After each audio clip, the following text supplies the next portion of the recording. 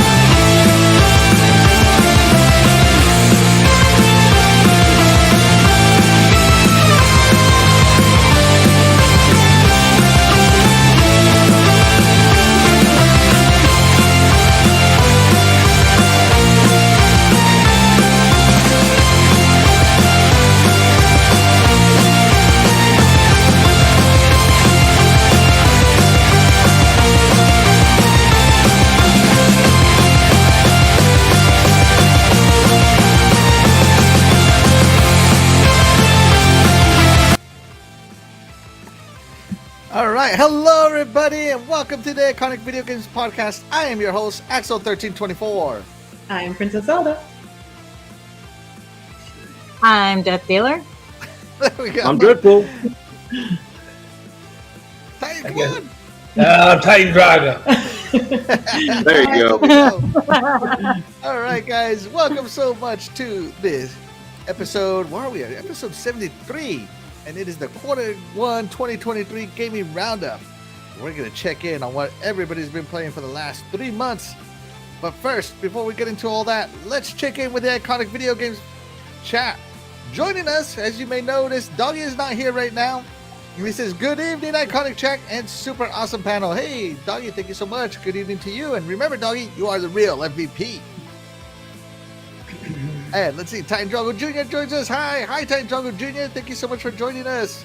You are the real MVP. Let's see, lots of talking here. Princess Zelda, you are legend. You are Doggy. Doggy might be the real MVP, but you are the legend, Princess Zelda. Oh, here we go. Yeah. Ninja Drago joins us. Hey, Ninja Drago, thank you so much for joining us. We appreciate you. You are the real MVP. Who else do we got? We got Tony Grasso. He says, hey, Tony Grasso. Thank you so much for joining us. Don't forget that you are the real MVP. Oh, and the amazing Phasma is here as well. Hello, all you awesome people.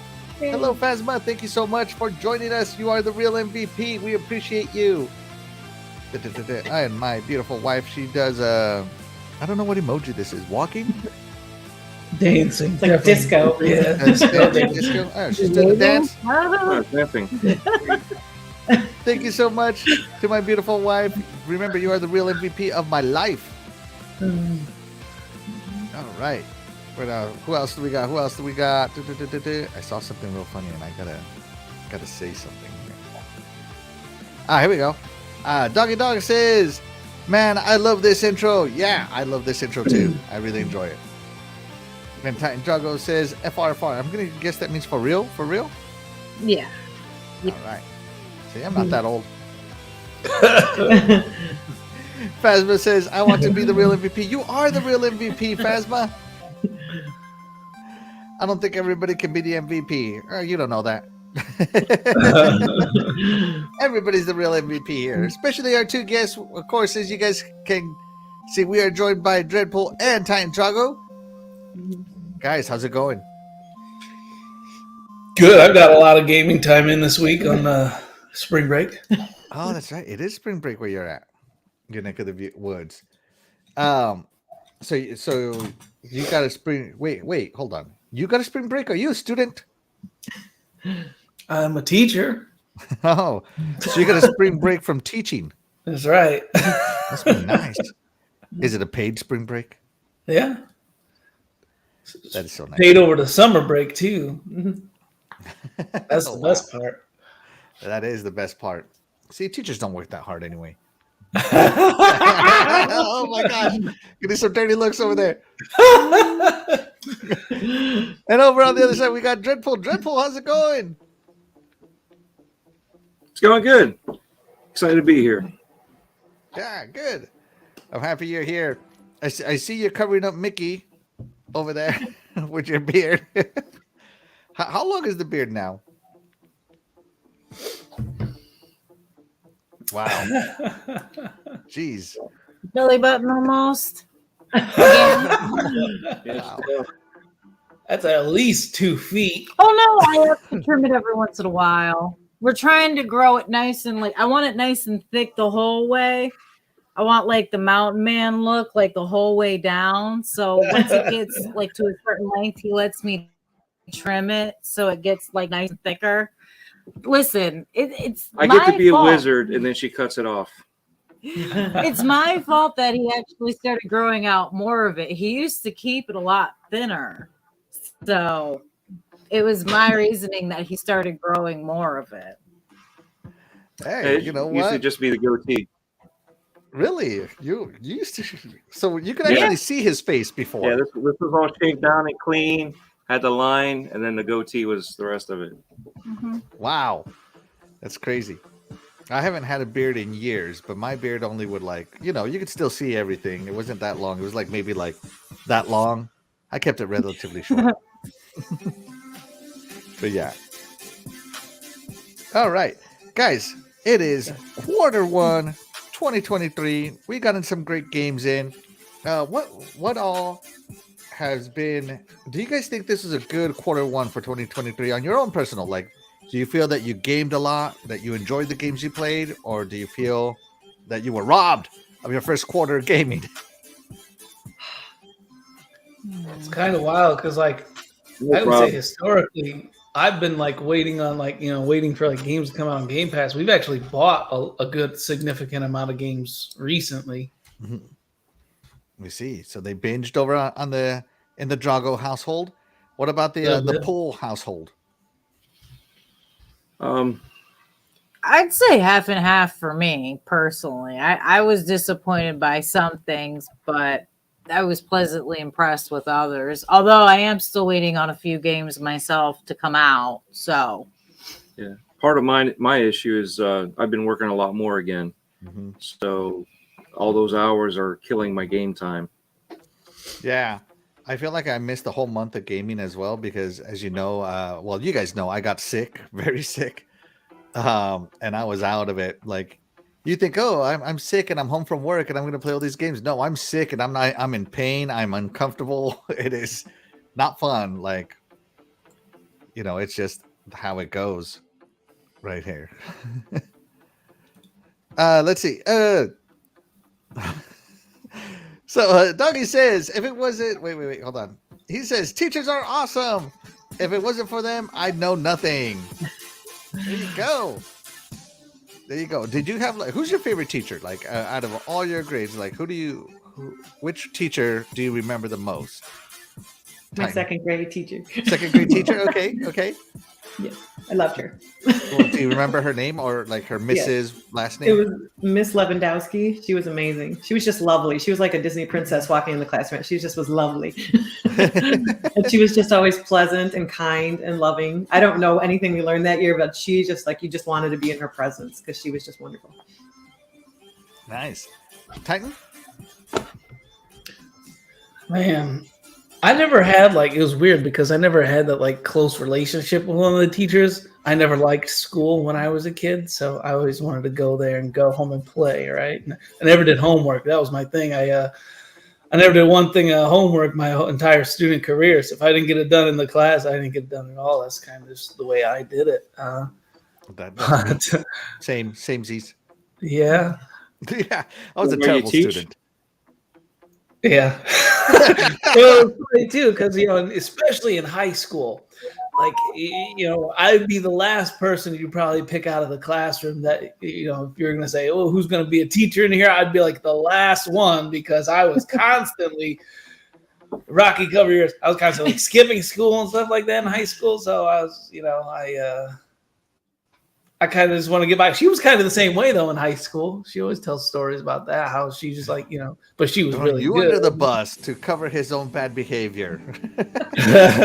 When we were dating, he told me he established PARF, PARFF, and it took me aback. If you haven't heard of it, he established People Against Reading for Fun, and that's all I do. If I'm not gaming, I'm reading for fun, and I didn't know how this was going to work out. But we've been together. That's funny.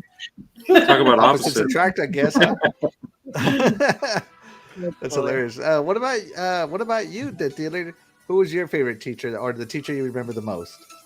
Oh, I would have to say it would be my second, third, and fifth grade teacher, because it was the same teacher for all those years. She actually moved up with us every year. So that was really cool. Nice. Not to mention, I absolutely loved her. She was a great teacher.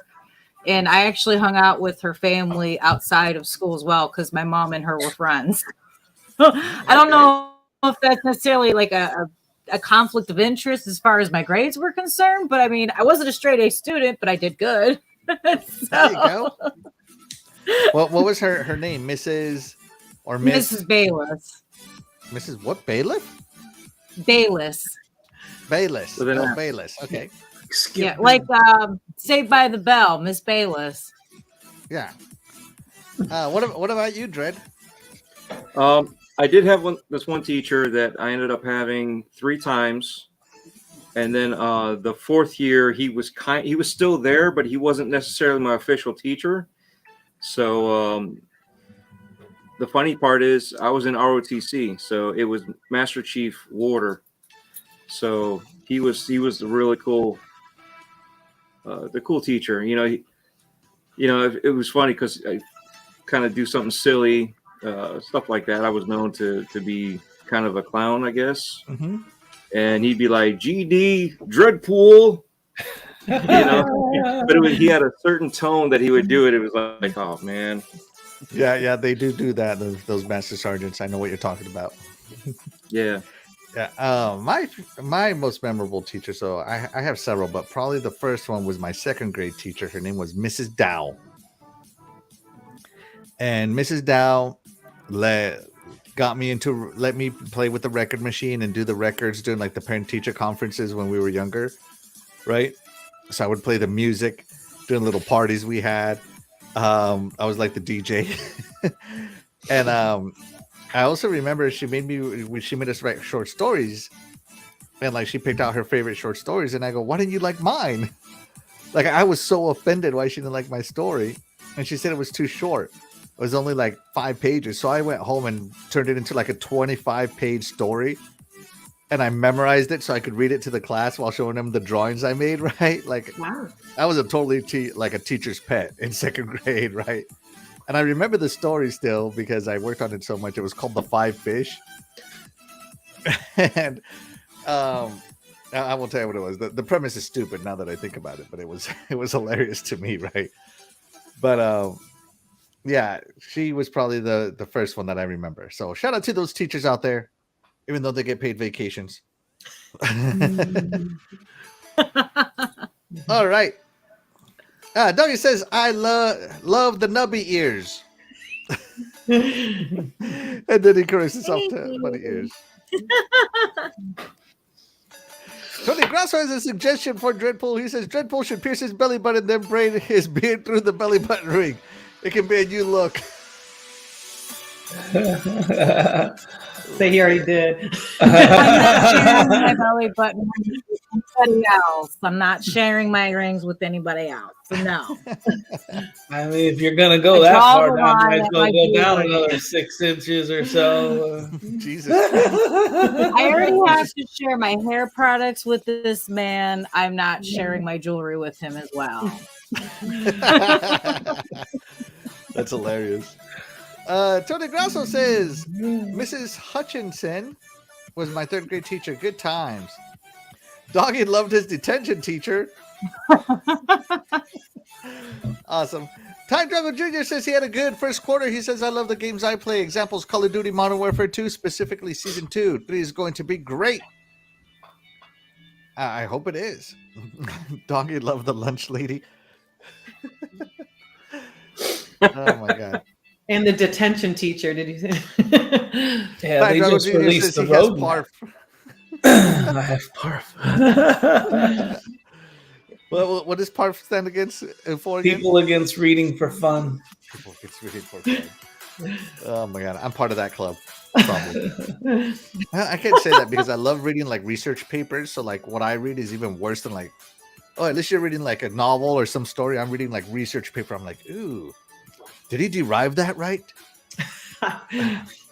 Like, where's that from? Scroll back 300 pages. You know, I'm a nerd. I know. My favorite teacher has to be easily my 5th or 6th grade teacher. They just made everything fun. Absolutely. That's good to know. 1970 Cramponi, first off, welcome to the show. We appreciate you. You are the real MVP. He says, Mr. Addington. He could just connect to us all, thought about life, not just subjects. Yes, absolutely. And we are also joined here by Dark Zone 2525. Thank you so much for joining us. We appreciate you. You are the real MVP. And he says, hey, Dread, don't be rude, Dread. All right, but with all that being said, guys, let's get right into it. Let's get into our first show here, and we're going to go with the Dragos. First, what is your first game that you want to talk about from quarter one? You want to go first? Okay. All right. So one of the games that I started binging was Bendy, the Dark Revival, because my children and I have been waiting a long time for this to come out. We loved the first one. We burned through it in a day. We beat it in a day, so we could not wait. And then lo and behold, I am in the Microsoft store, and here it is. And so I immediately texted Doggy Dog and let him know so Willow could jump into. And I'm curious, Doggy, if you're still here, did she like it? What is she thinking? But it's still the same premise and the same unique artistry and a different plot altogether, different main character altogether. But it's very fun, and I just love the design. It's just the puzzles throughout the game, but then there's still enemies you have to avoid. I have not beaten it yet because I did spend a lot of time on my third choice for today. However, I've been working on this a lot, and I know Little Ninja Drago has been too. It's just really fun. This just is such a unique premise, and it's a fun, spooky game for kids because it's not bloody and gory. It's just fun. So that's my first choice. And the Bendy universe is where everything looks like it's made out of paper, right? Yeah, it's like a 3D studio, like a 1920s. It's just really, really unique. I might have to check it out now. They're fun. Oops, here we go. Doggy Dog says, yes, Princess Zelda, we loved it. Yeah, it's Absolutely. fun. Did you beat it already? Oh, Doggy beats everything. Yeah. Doggy beats everything. DeathDealer and DREADPOOL, you guys are into horror games. Bendy 2 or Bendy, is it on your list? It kind of was, and then it just kind of like went to the side. I kind of forgot about it, not intentional. But no. yeah, now I'm gonna have to go back to it. I have a general rule with games. If my husband doesn't remember to put it on my gaming profile on the console, I forget about it, that it exists. Yeah, we've got like over 1,000 games on the Xboxes, so I have to put it in the favorites for her. Yeah, I don't scroll through our game library because it's overwhelming with the amount of games that are in there. I get through the A's and I'm like, okay, I can't decide. This is too many. Did you hear that, wife? 1,000 games. I need to bring my game up. I'm being outclassed here. I might have to get into it. The more I look at it, the more I'm loving the style. But Louise Vian says, going back to the teacher topic, she says, my favorite teachers are Mr. Titan Drago and Mrs. Princess Zelda. Not only cool teachers, but also parents. There you go. Favorite teachers. Woo. What have you been teaching my wife? Great first choice from Princess Zelda. Loved it. Chat, let us know what you think about Bendy and what's it called? The Dark Revival? Mm-hmm. Bendy 2, The Dark Revival? Yes. And Phasma says the same. She thinks the same about the Dragos. It's her favorite teachers. You know what? Phasma is part of the Reading for Fun club. Yes. She That's would right. be. That's so funny. Titan, you're up next, sir. What is your first game that you're gonna talk to us about?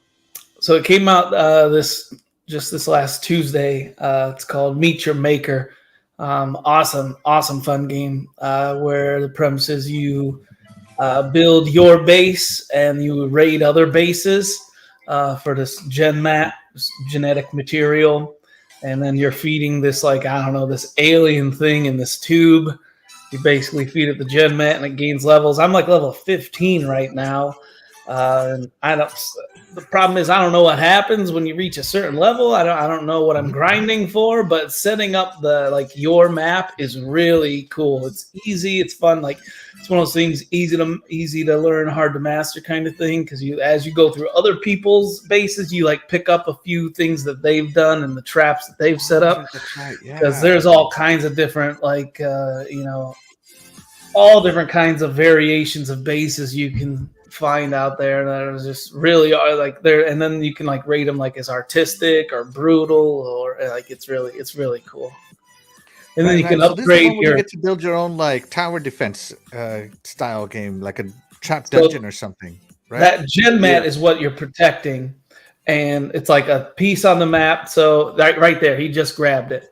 Mm-hmm. That's what it's all about. The person that's raiding your base is trying to take that gen mat and escape with it. So you set up the traps on the way, and then you can also set up traps that only appear after they've taken your gen mat. So I've got one base that's very little traps throughout the map, but once they grab that gen mat, all this stuff kind of comes out of the walls and starts shooting at them at once. So they got to really make a quick decision on how to get out of it, and it's insane. It's super cool. Wow. Yeah, and those guys, and you can there's guardian guys. There's I think 4 different types of guards. So one shoots, one can fly and shoot, and one's this warmonger that's just this tanky guy that rushes you. Really cool, man. Oh, that's right. I remember this game. Princess Zelda, are you playing Meet Your Maker? I love watching him go through the other people's designs, and I didn't watch him build his per se, but I'll just sit there and watch him try to complete the missions in other people's. Now, personally, this isn't something that I would want to do, but it's really fun to watch. Okay. Better couch gaming. Yes. Right. Rocky got it too. He really enjoys it. We've yet to, because you can go solo or co-op 2v2. So 2v2. Whoa. Because there's different levels of base. So there's your normal, and then there's dangerous, and then there's brutal difficulty, and it just depends on how many traps and how many guys are on there, and it depends on the size of the base. Because you got to pay money to buy basically a plot of land, and then you can set up your base on there. And there's a good amount to it. So, wow. DREADPOOL and DeathDealer, have you guys tried this game, or are you guys interested in this game? I was kind of interested, but I have not tried it. Okay. I haven't heard of it before, I'll be honest. It looks interesting, but I don't think it's something I might get into. There's a few other games I'll probably get to first, honestly. I didn't hear about it till probably a week or 2 before it's released, and I was just scanning the store or whatever, and I was like, man, that game looks pretty sweet. This game was featured on a showcase. It might have been an Xbox showcase or some showcase I saw. Oh, is this Paradox?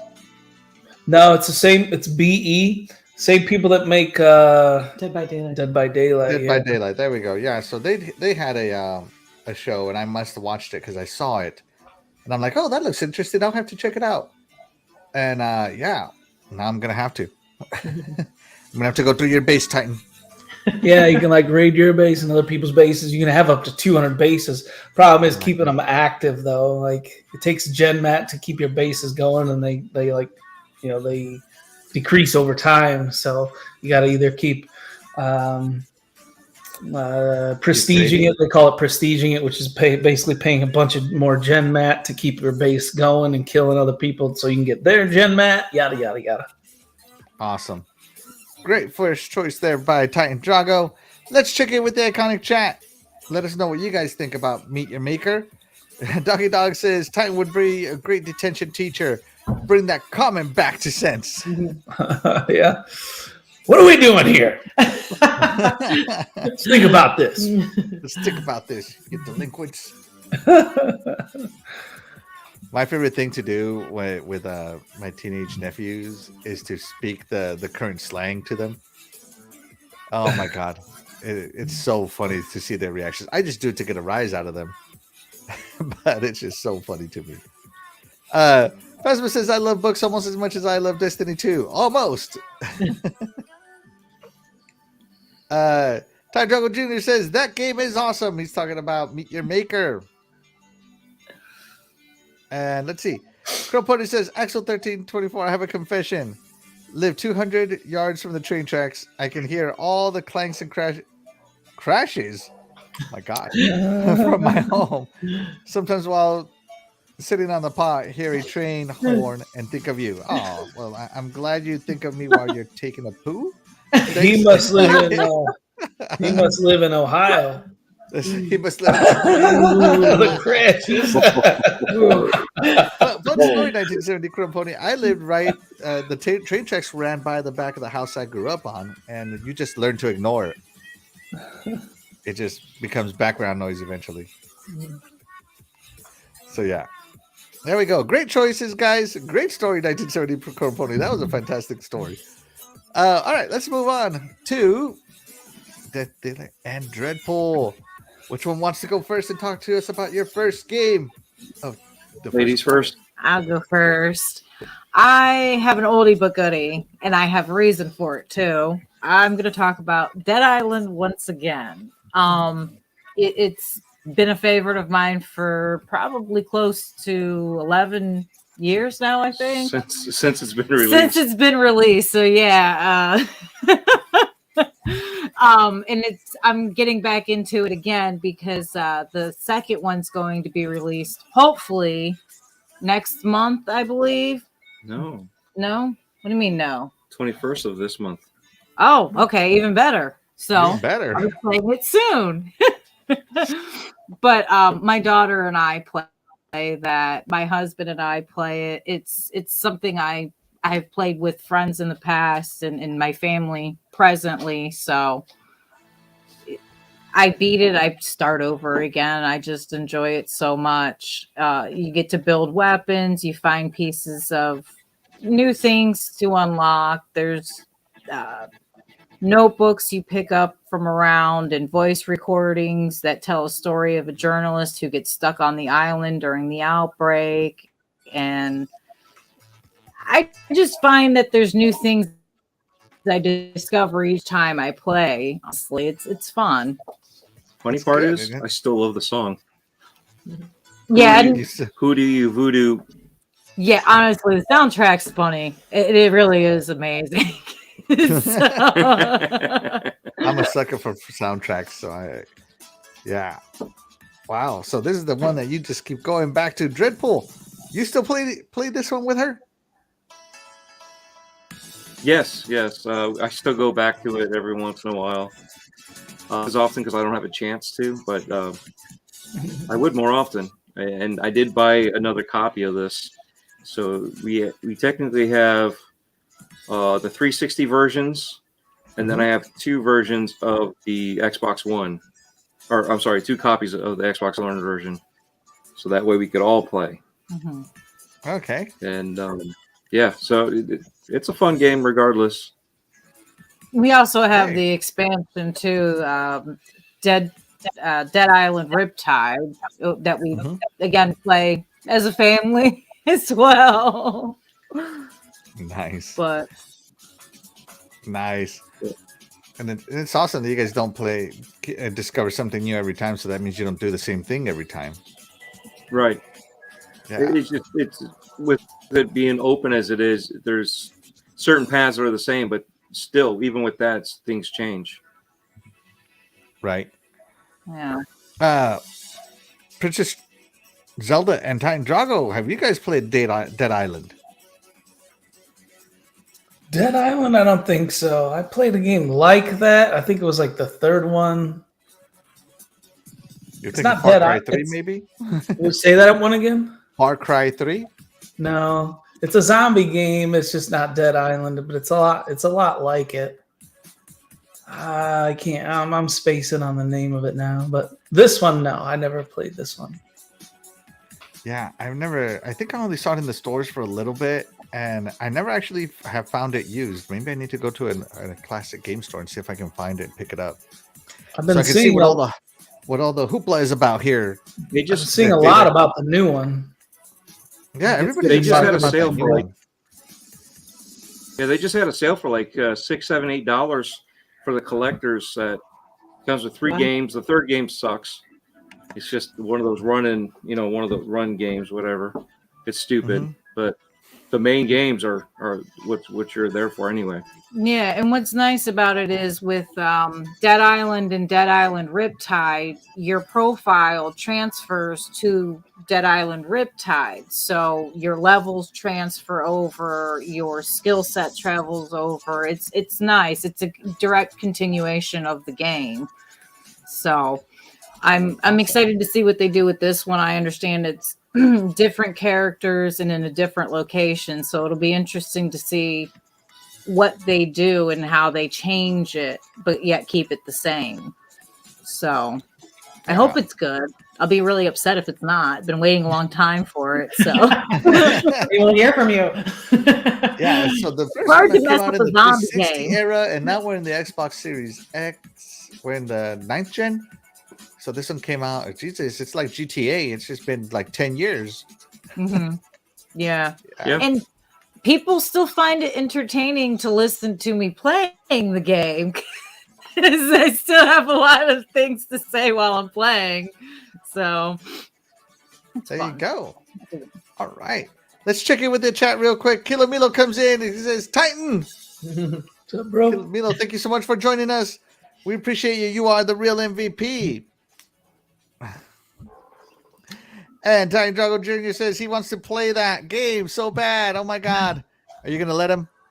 He won't play DBD with me anymore, so maybe this is the new DBD. So maybe. What's DBD? Is it multiplayer? Is it co-op? Yeah, the whole family plays. Yeah. Co-op. Yeah, Yeah. maybe.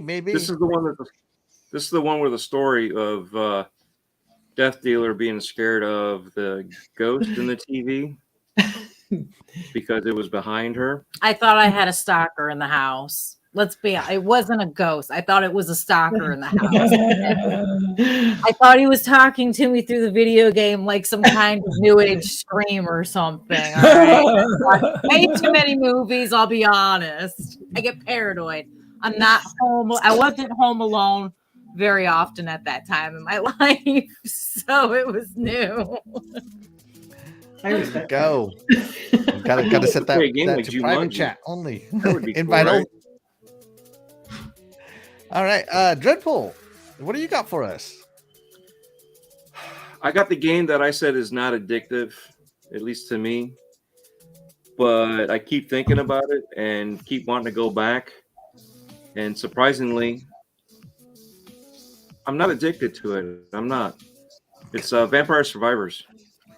Oh, The looks your wife is giving you my is killing me right Yeah. now.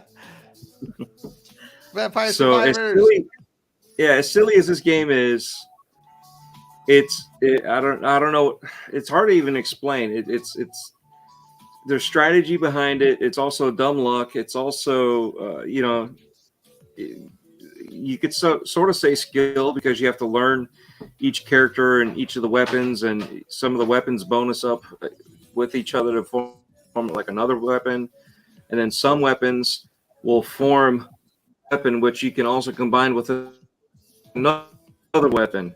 So it's really cool once you learn and experience some of these gadgets and gizmos to create weapons. And as you can see, there's a whole bunch of characters fighting just hordes of enemy, and it's mindless fun. Like I said, you develop your own little strategy and skill. And some, when I was streaming it, some of the guys were just loving not just the commentary, but just the fact that I was trying to come up with a different way to play the same game over and over again, and it's just addicting to some people, not to me. I am not addicted to it. I don't care what anybody says. I'm not addicted to it. How much you got on this Dreadpool? You know what? Let me look you up on game on the Xbox app here. Yeah, I don't know. You played it on Xbox. Yes, I played it on the Xbox. I don't even know, to be honest. I'd probably say 20, 30, 40 hours, maybe. Not addicted. Yeah, not at that's all. a huge Not range, a problem. 20, 30, 40. No problem. I mean, No, that's if all I was that- addicted, it would have been 400 hours. Let's just And, get into you know, it. obviously I've not like beaten the game. 1,000 hours. Right on. It's only a few. DeathDealer, Not a have you lot. played Vampire Survivors? I actually liked it? did, as a matter of fact, play it for a little while. The person who's not into it at all, has no problem, insisted that I play it for a little while to, see what he was doing, and I had to check it out for myself. So yeah, it is a fun game. It is interesting. It reminds me of the old games, kind of, honestly, with the way you play it for the most part. It reminds me of the old Nintendo games and things. So it's Okay. fun. Awesome. Yeah, I remember Zelda, games right? like that on like the regular Nintendo or something. Like it's so cool now because like look at all the enemies that can be on the screen now at once. Mhm. Like Yeah. that's gone up so much over the years. It's impressive. Absolutely. And from My one NES guy, never one did this. person. Yeah, just one person making this game and still tweaking it out. And Oh, it is only one impressive. guy made this game? Yeah, Man. Awesome. That's- Princess that's- Zelda, that's what Vampire makes it even more Survivors. Love it. Great choice. I love that you can compete with others. I love that you compete against yourself. It's just absolute fun. That's a great choice. Love it. And of course, Titan, you already said it. So I became addicted to Vampire Survivors. I actually had to stop because it's all I would do. Like, you know how each run is like a maximum of about 30 minutes long? I would play this thing on the pot using xCloud to try to get even further and further and further. Right. And then when they came out with an Android native version, oh man, it was on. It was on. It messed up my productivity. It was just an amazing game. Yeah, you really can't go wrong with Vampire Survivors here. All right, here we go. So Dreadpool has played this game for 22 hours and 30 minutes. see, I said 10, 20 hours. Yeah, That's you a did. good guess. You did. You did. I have played this game for 20 hours and 51 minutes. You're more addicted than me. So yeah. But no, this game is fantastic. I didn't think I was gonna like it, but it's just something just keeps drawing you back. Because that first run is actually quite terrible, and you think, man, this game sucks. Because that first run ends almost as quickly as it begins. But then you just keep playing and you keep playing, and next thing you know, you become unkillable. Yeah, and that's the funny part is a lot of times you realize that you screwed up. It wasn't that you were overcome because you just couldn't do it. It like you screwed up and went somewhere you shouldn't have gone, and you knew that there was a way out, but you went the opposite way for whatever reason. Or you messed up your combinations. You picked the wrong weapon or something. Right. And it doesn't synergize with what you got. Yeah. You know, and that's I the love beauty the of garlic. Yeah. Yeah, Garlic. garlic. What? Garlic. The garlic. I'm all That about was the really- holy water right there. I love the sound effects. Every time you get somebody, it's just so like, yes. Oh, when you get the treasure, it's so funny. Like it's just killing. Then you get a treasure chest, and it's like a slot machine in Las Vegas. Yeah. It's so Well, I funny. think what's even cooler is when you don't realize it, and all of a sudden you get all these coins, and you level up, and it's like, okay, what am I gonna pick? You're okay, I'm picking this one, and all of a sudden it's like, boom, leveled up again already. And what am I gonna pick now? You know, and trying to, again, it's a strategy on what weapons you're gonna pick because you never know what you're gonna get, and you can't really force something that you don't have. So you have to figure out what you can avoid and what you can, I guess, build up and develop a better weapon out of it to level up. Doggy says that our 20 hours of gameplay are rookie numbers.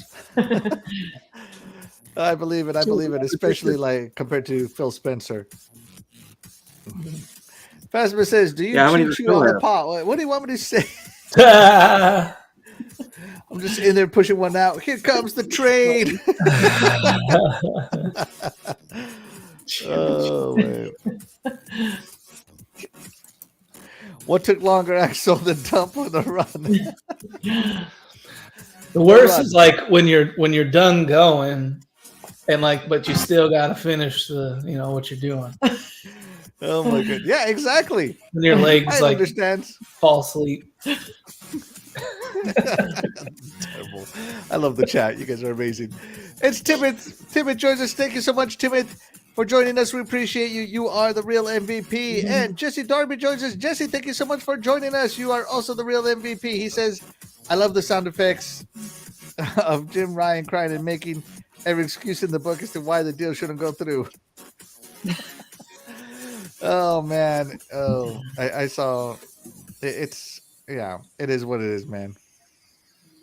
Oh, Doggy says the blue gems have that intoxicating casino sound. Maybe that's what keeps you coming back. Is that just like a slot machine keeps dropping those tokens, you just keep picking up those things. Oh my goodness! As soon as I see the red ones, I try to go for the red ones. Red ones, yes. The green and red. Screw those blue ones. Because the red ones like get you sometimes a level, or at least a good chunk of it. Yeah. Exactly. Here we go. HTK 360 joins us. Thank you so much, HTK, for joining us. You are the real MVP. And Ninja Drago's here. I love all those games. Thank you so much, Ninja Drago. You are also the real MVP. Kilomilo says, "I saw the Super Mario Brothers movie today. Pretty fun, nostalgia-filled journey." Ooh, I might have to check it out. No, I'm probably gonna wait till it comes to two things. Oh, Doggy, you have a Phasma admirer. She misses seeing your face. And you know what, Phasma? We miss seeing your face on the stream too. We miss you. Here we go. And Jack Black is great. I have heard that over and over again, that Jack Black as Bowser has been great. So yeah, if that many people say it, it must be true. He was just on the Mandalorian. Mario. That's what I was just about to say. We just watched that the other night. It's like, man, what's the thing? He's everywhere apparently right now. I did like his rendition in the Mandalorian. That character he was playing.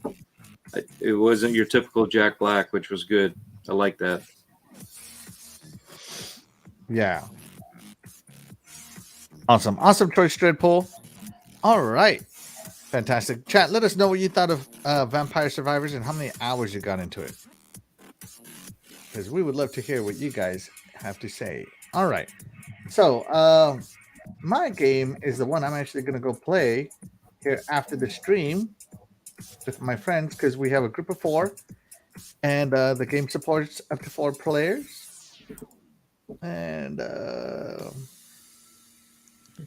let me find a better trailer, because all these trailers are kind of boring.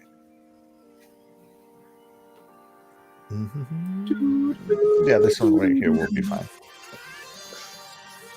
So this game originally launched on the Switch, and I thought about buying on the Switch because I loved Monster Hunter World. And I thought, man, but Rise has to be a downgrade. It can't be as good as Monster Hunter. I was wrong.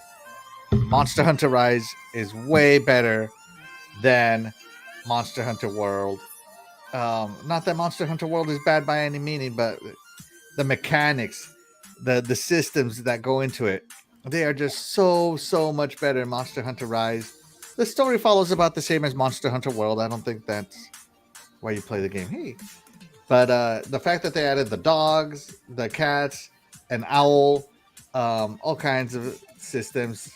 They added new monsters, of course. It is a pretty awesome little game of Monster. And I say little as in, it's not that little. You got to go up to level 100, and then at level 100 you face the ultimate monster, and if you can kill him, great, but good luck with that one, as I have not killed him yet. So Monster Hunter Rise is a great game. Every weapon fights differently. Some of them can block, some of them cannot, some of them can dodge, some of them can fly up in the air. Some of them are meant for tanks, some of them are meant for all this, so you get to build yourself however you want in Monster Hunter Rise. I really enjoy it. I really like the game, and I love the strategy behind it of trying to find every monster's weakness and going back and forth, and the fact that if you want to play the next level set of level up monsters, you're going to start harvesting these guys, so you're going to hunt some of them several times. I'm loving this game with my friends. It is such a good time. We were fighting on the top of a cliff one time, and this monster bumped into me. I literally fell all the way to the bottom of the cliff, and then there's underground caverns.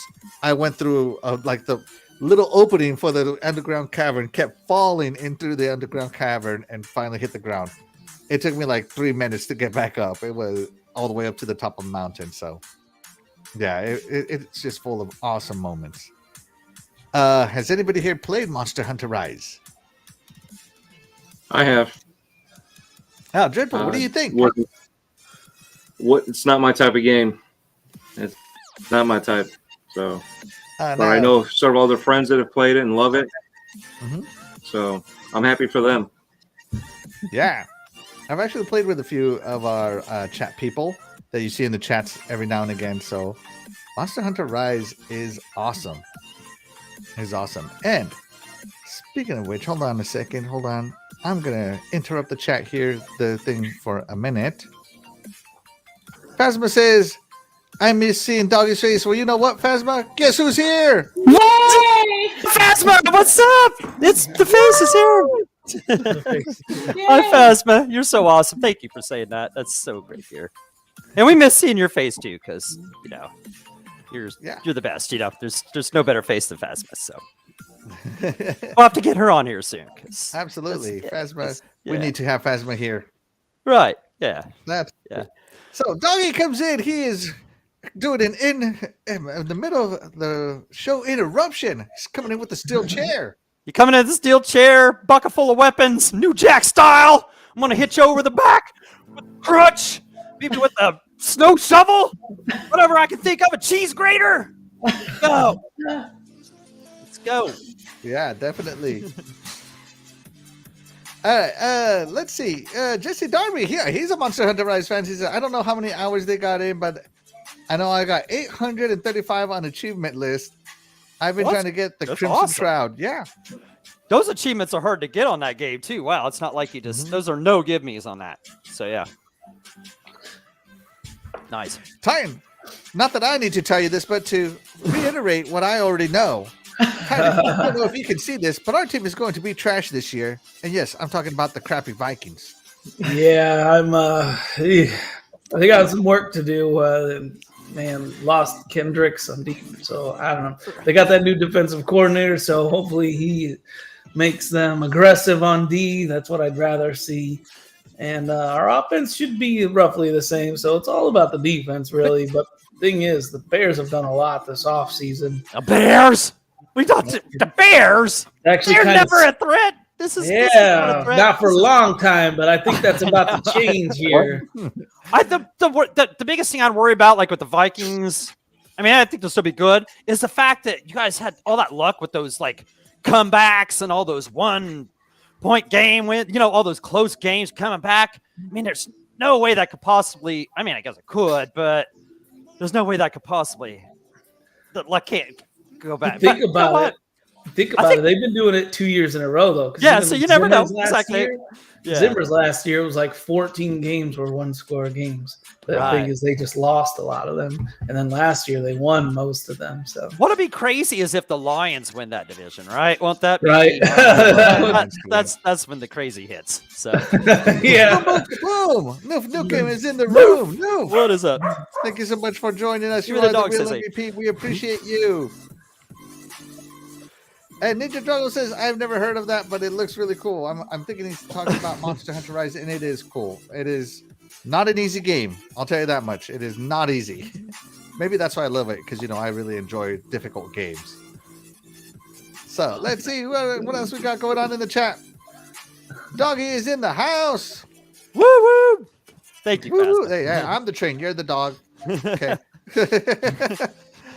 Let's see. Luis V says, Mr. Doggy is back. Yes, he made it back. Yeah, love you guys. I'm glad to be here. I'm so glad to be here, man. And General Spartan joins us. Thank you so much for joining us. Spartan, General Spartan, you are the real MVP. And Split And Difference in Ninja the house. Drago, again, is saying, that looks so cool. It is so cool. He loves animals. Noof, I'm not going to put that next chat. You know why. Get ready to hurt your stomach because of laughing then. Oh, yeah, because Doggy's here. Oh, I love you guys, man. Like I said, I'm so glad to be here. So glad. And Splendiferous is in. Splendiferous, thank you so much for joining us. You are the real MVP. He says, what the heck? Am I late to the party? You are, but you know what? It's good to be fashionably late. We appreciate Exactly, you anyway. yeah. I was late too, so, you showed up about the same time as me, so yeah. Fashionably. Splendiferous says, Axel, why is this dirtbag in here? Dirtbag! Yeah. Must be talking about Dreadpool.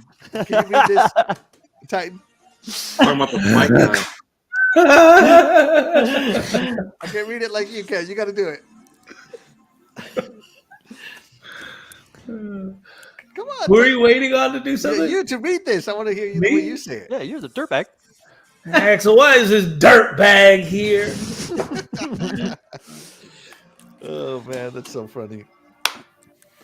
Uh, Noof Nukem has a question. Dred, are you guys filming in the closet? wow, I didn't think about that, yeah. Yeah, this is a good time as any. Why don't you tell us about it? Biggest closet I've ever had. All right. Go ahead. Talk about it. No, actually, my adoptive mother and I, a lot of volunteer work over by us. And right now we're doing an Easter egg hunt. And these are my costumes that I'm wearing. Actually, as a matter of fact, my shirts, these are the shirts, the skirts, and then I have an apron. And of course the ears, which is why I have what looks like dots on my head, but they're actually flowers, I swear. But that's what I was doing today, and I will be doing tomorrow as well. We raise money for different things for the kids in the county and things. Yeah, the charities. Yeah. It's for different things like summer camps and programs for spring break and things of that nature. So it goes for a good cause. There you go. And that's homemade stuff, guys. That's not store-bought. Yes, these are all homemade. Yeah, we do our own thing. Makes it easier and more durable that way. We can stick them in the washer and the dryer, not worry about them shredding or shrinking. Well, let's talk about the show that you had last week. Beauty and the Beast. Yeah. Or the costumes that they made for that. You should see some of the costumes. They're like unbelievable, intricate. Yeah, Mom's done some impressive work. She's actually a professional seamstress who's done some work for people that a lot of people know. Yeah. Wow, that's impressive. My wife is saying, "Are they for sale? I love the skirts." They can be. Thank you. We do make costumes for people at times. We actually have made a couple of cosplay costumes this year for people. She just did a wedding dress for someone else. We just recently did a prom dress for a girl. So we do quite a lot of work for people around the area. Wow. Wow. We're going to have to take a trip. It is a job, not just a hobby. Hey, you learn something new every year. Hey, this deal is so artistic. And Nuka says, new duel, the beard and the bunny. There you go. Very nice. Awesome work. All right. But with all of that being said, Doggy, you know what time it is? Yeah, I do, ladies and gentlemen, boys and girls, children of all ages. It's intermission time with Princess Zelda and DeathDealer. And actually, even though Princess Zelda is that I am going to host this one. and Oh, it is Axel. That's right. All right, guys. So Sorry, guys, I wasn't up to speed on the. No, it's okay. on the Okay, show. yeah, I got you, bro. I got you. I got you in ring interference. You just gotta add lib it a little. All right. Right, I'm with you. All right, guys. So we're gonna play a little game here of almost like the newlywed game, seeing as we have two couples on the show, and we are gonna start things off with DeathDealer and DREADPOOL. Now, DeathDealer and DREADPOOL, I don't want you to answer right away, okay? I want to give the chat a chance to answer, not just the chat, but also us a chance to answer on some of this. So the first question is, who is funnier? Is it DeathDealer or DREADPOOL? Let's take a look at their faces so you guys can guess who's funnier. All right.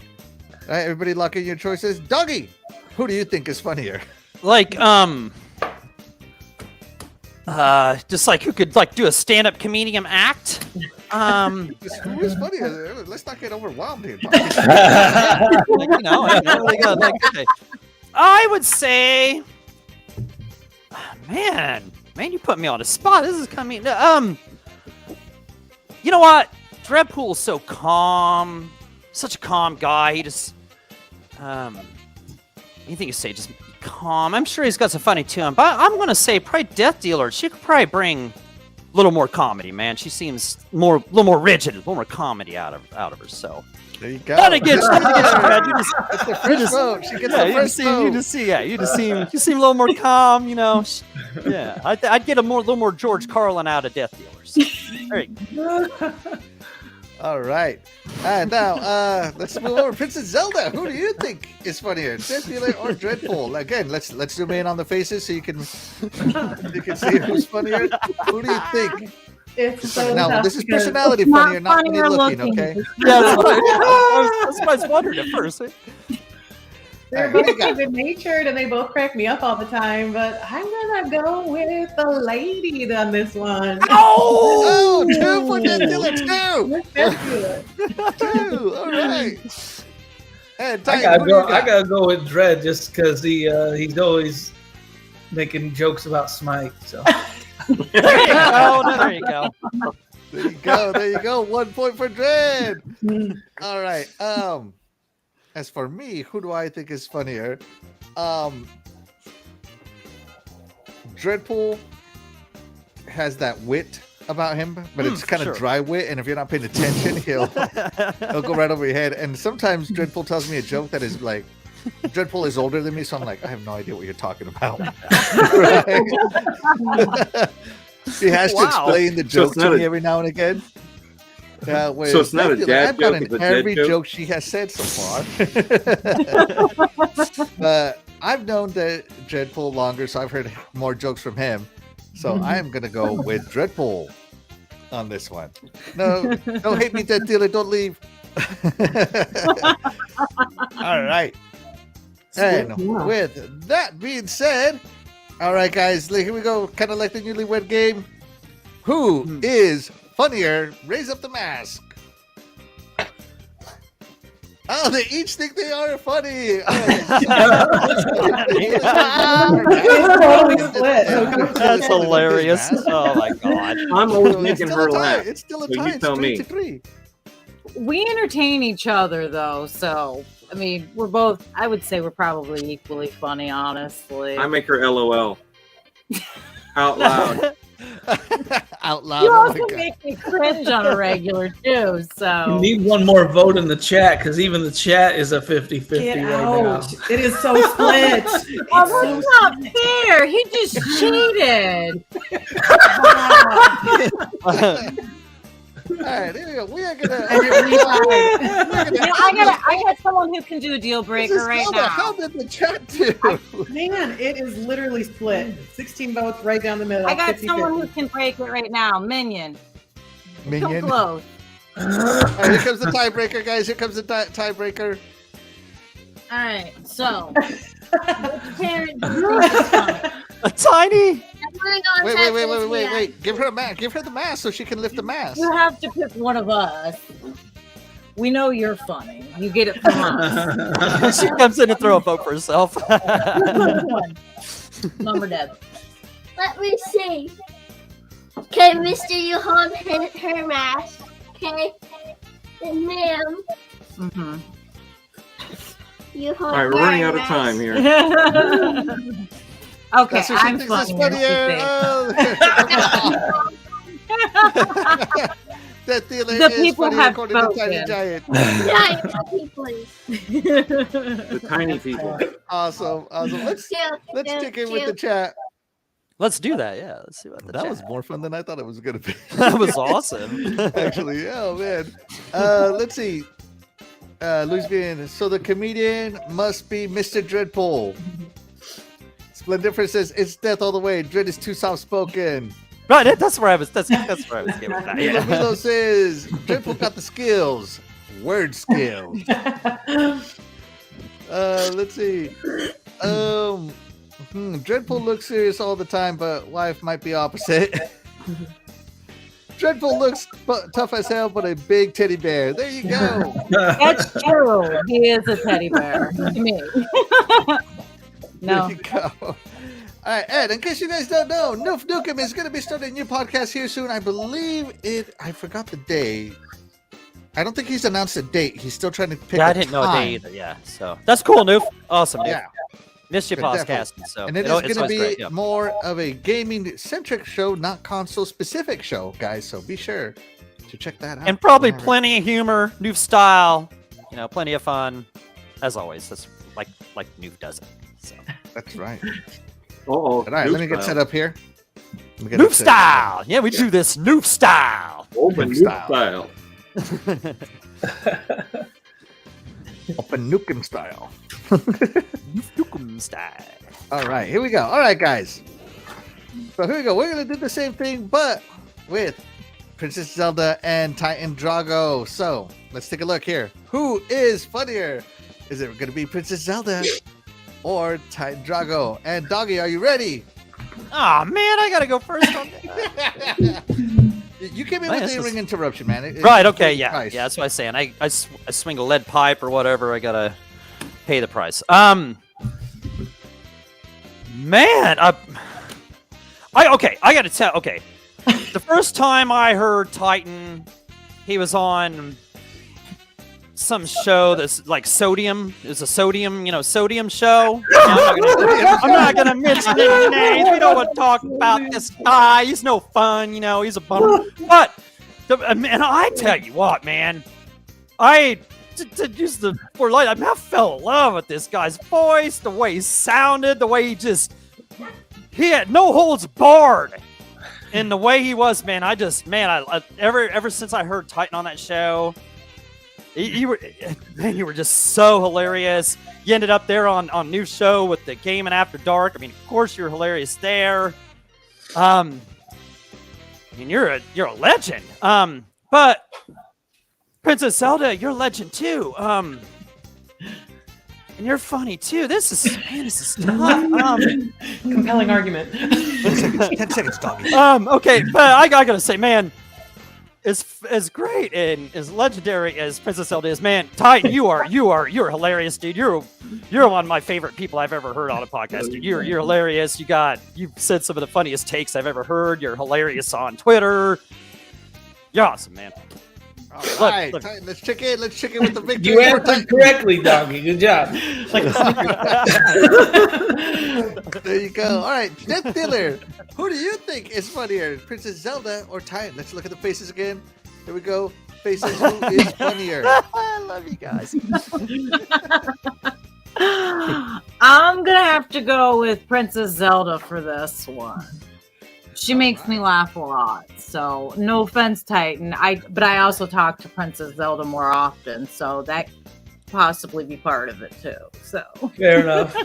All right, there you go. Yeah, Good all power.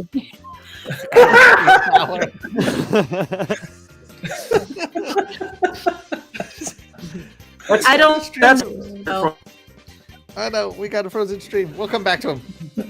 There he is. They're back, they're back. Who do you got? Someone held me kidnapped and held against my will. All right, so it is true. Zelda has great moments on the show here. She does. Okay, there we go. For some reason, I thought we froze.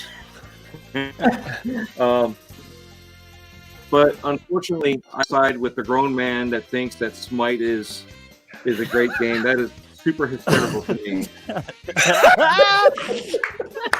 So Wish I'd have thought of that. That's great. All right, there you go. So I'm gonna give it. All right, I'm gonna give it to the high pitch one, Titan. There you go. Two for Titan. All right. So who is funny? So I remember hearing Titan on the Sodium podcast. Yeah, there you go. And I remember my first super chat was to have Titan read something, specifically to have him read something. That's how, because as Doggy said, he has a great voice. He really does. Yeah. And then when he went over to Noof's show and we did our Titan Drago's Corner with the mag, Titan has this laugh when he's like, I have no idea how to explain it. It's like a scream laugh. It's like, wah! I don't know how to say it. He has a laugh that is just in itself funny. Yeah. It just makes you laugh. Yeah. Yeah. But when I came back, when I started this podcast and I started dealing with Princess Zelda, believe it or not, guys, she is hilarious. Oh, yeah. You know, you guys don't see a lot of the behind the scenes stuff, but God, Princess Zelda is funny. And then if you really want to see me die from Princess Zelda, go to the Halloween episode because she killed me. That was great. She killed me so hard. I could barely, I could barely see. My eyes were watering. You know, that was a great example. Yeah. Yeah, no, Princess Zelda, that was so awesome. And then when we do our reading of Phasma's reviews, Princess Zelda just nails it out of the park. She has this outgoingness about her where she's just, I don't know. I feel like I've belly laughed. I've had lots of laughs with time, but I feel like I've belly laughed like uncontrollably with Princess Zelda more. So I'm gonna give it to Princess Zelda. Yeah, that was a tough choice. Yeah, both. Yeah, they're both so funny. Yeah, it's so hilarious. And yeah, the Sodium podcast. I remember you was on there, not only with the Sodium guy, but you was on there with Noof and Wilmy Hood, right? Weren't you all on there together? There was quite a. Wilmy was on there really shortly. Yeah. There was some cool people on there. Unfortunately, the host of the show turned into a Summer's Eve, thing. Yeah. So yeah. Anyway, moving on. Yeah, you go. There's up on the top of my screen. There's 4 of the funniest people you can know right there. All 4 of you guys, man. That was a tough question. Both of those. You all are hilarious. Absolutely. All right. Here we go. You guys got your choices ready? Who is funnier? And go. Oh, that's funny. Oh my gosh. See? Look at these two. Right. You guys are awesome. Princess Zelda, how did the chat do? 60% went with Titan and 40% went with Zelda. All right. Good game. Yeah, fair enough. That's so funny. Oh, was I supposed to do that? Good game. All right, so we're going to stay with Princess Zelda and Titan Drago for right now and ask our next question here in a minute once I'm done setting up. But first, we have got to check in with the chat.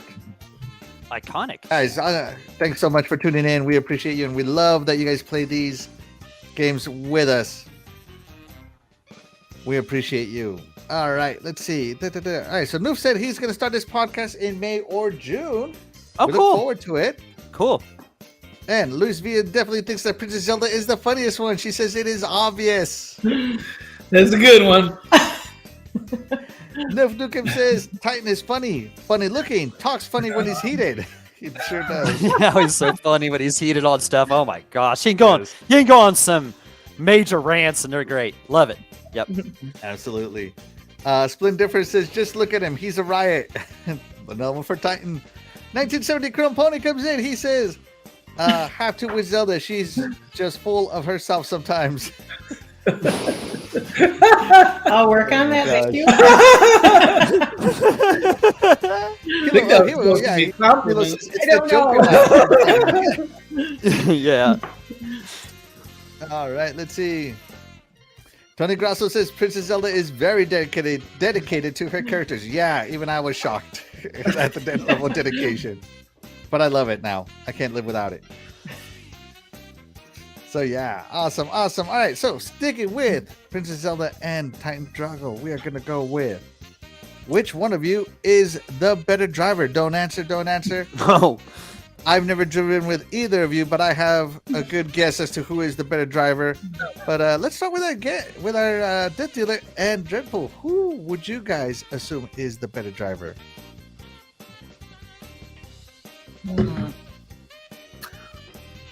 I'm gonna go Princess Zelda only because women are generally better drivers and safer drivers, I should say, when kids are. So that's just my opinion. There you go. She Princess got Zelda. jokes. She got jokes, Titan. She got jokes, Titan. Look at those smiles. All right. Dreadpool, who do you got as the better driver? Let's see. Who do you got, Dreadpool? Okay. If All you right, need who a I think is visual, a better driver? I know. I'm a 2 and 2. I'm a 10 and 2. I don't need be to told. know. I need to know. I'm noon and Who 5. knows how to drive? Who knows A how to drive stick? stick? Yeah, me. Yeah, stick shift or which Stick. manual Yeah. transmission or Yeah. Yes.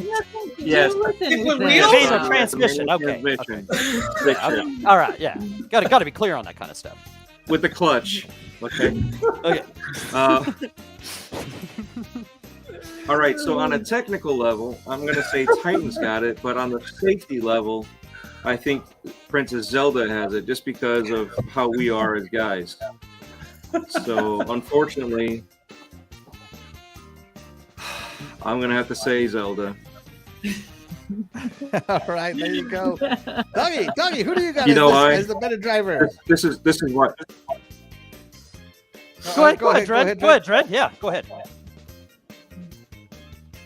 Okay. I was going to say this is why I think she's a better driver. Because she's not playing Smite while she's driving.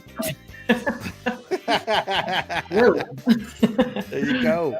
I'd definitely get in some accidents if I was. All right, Doggy, what do you got? Who do you got? Okay, I gotta ask Princess Zelda and Titan Drago. Do you both each have your own car? Okay, what do each of you drive? What car? 2013 Nissan Altima. Okay, what do you got, Princess Zelda? I have a Nissan Rogue. Why? What year? What year is What do it? you mean? Why do I have a Nissan Rogue? What year is it? For 2023. Why do you have a 2023? No, don't be like that. Don't. I'm just asking a question. Mhm. Why do you got a 2023 Princess Zelda? Safety. It's okay. Okay, well I don't need to. Okay, I forgot about that whole thing. You know what? I asked Chasey and she said Titan. There you go. She made the decision for me. My dog says Titan. Yeah, see, there you go. Okay. So, I remember a certain story from a certain somebody named Zelda Yeah, I remember this too. Yeah. telling me about making a turn on an intersection. It was And his it led to a fault. bunch of stuff. And then she told me about how she drives now slow on a single lane road like a tractor driver. And while that might be safe, I don't think it makes you a great driver, Princess Zelda. I'm gonna have to go with Titan. Is yours a manual transmission because of that too? story. Titan manual transmission? No. Man, I used to have a manual transmission. Man, I love those. Man, I miss that. I miss the manual transmission. Those are the best. Absolutely. Hard to find All right. manual transmission cars. Let's go ahead and end that poll right there. Maybe there we go. Princess Zelda, how before we go to the chat, let us know, guys. Are you guys ready? Who is the better driver? Titan Drago wins again. Well, did he? Let's check in with the chat. What did the chat say, Princess Zelda? 52% thought it was me, but I totaled the car like 2 months ago. Yeah, I wasn't gonna bring that up. It was not my fault. I had a little bit of fault to it. 2%. All right. Yeah. There you go. There you go. Okay, so I hate driving. Everywhere we go, he drives for me because I hate driving.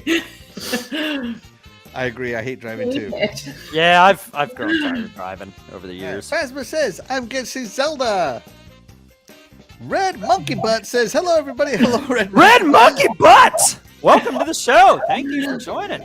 You are the real MVP. We appreciate you. That is right. Let's see. Oh, here you go, Doggy. Your person is in. Harry Balzac says, what? There you go. Harry Balzac says, what's up? Thank you so much for joining us, Harry Balzac. We appreciate Harry you. You are the real Balzac, the MVP. You gonna ask Milo, me if Milo, this how are you hairstyle? guys in Forza? What? Oh. How are you guys in Forza? Okay, yeah, there you go. That's the real testing ground right there. Is that the call of the doggy?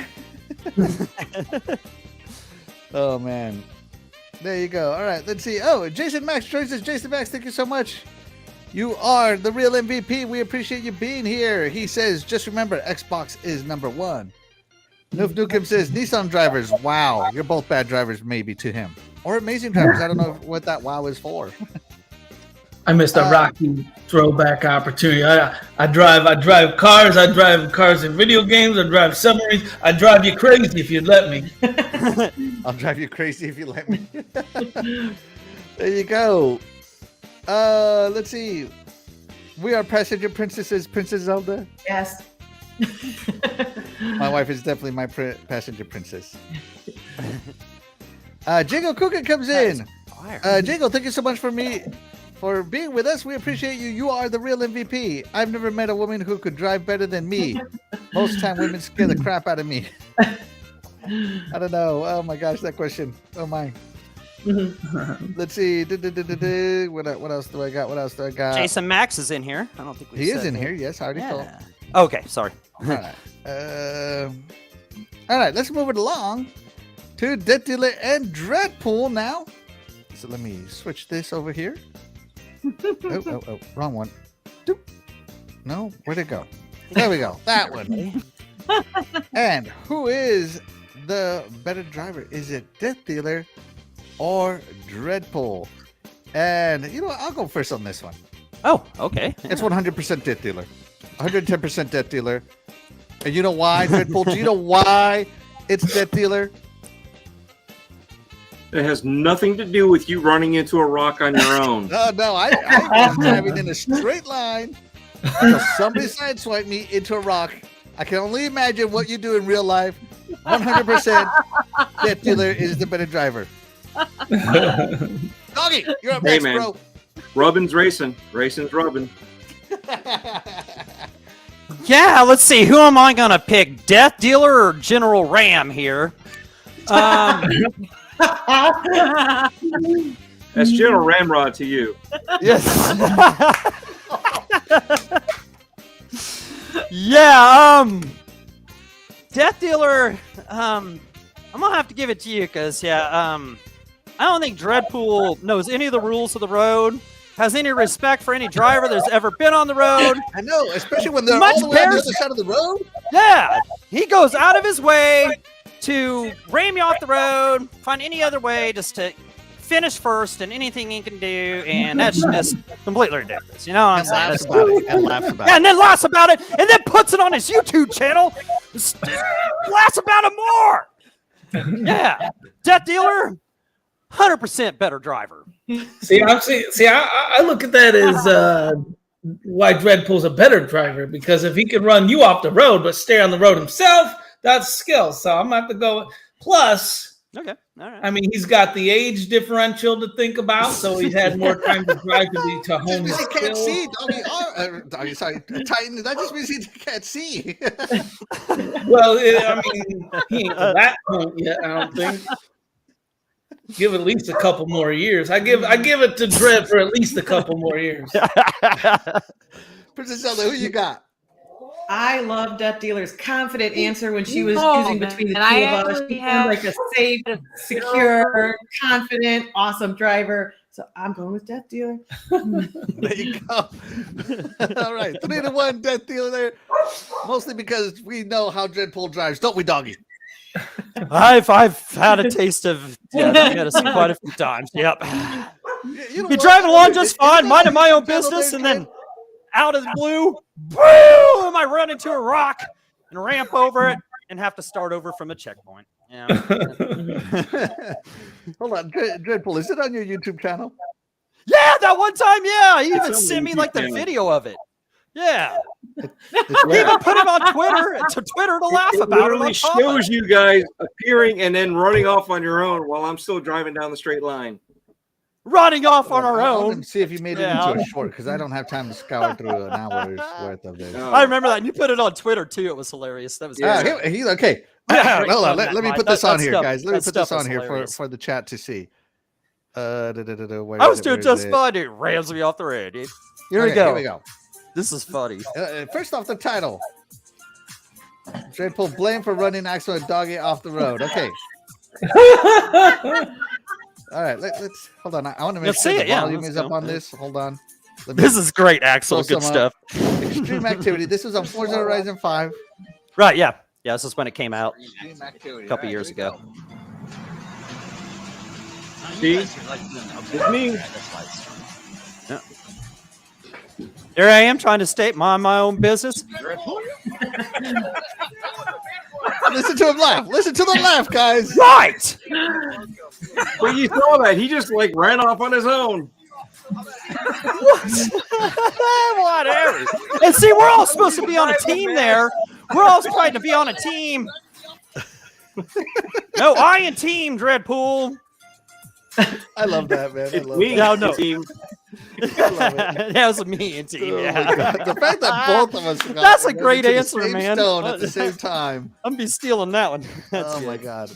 Okay. All right. Great time. So we had a great. We All right, so played here for we go, hours guys. that night. All That right, was so fun. time for That was- Dreadpool and DeathDealer.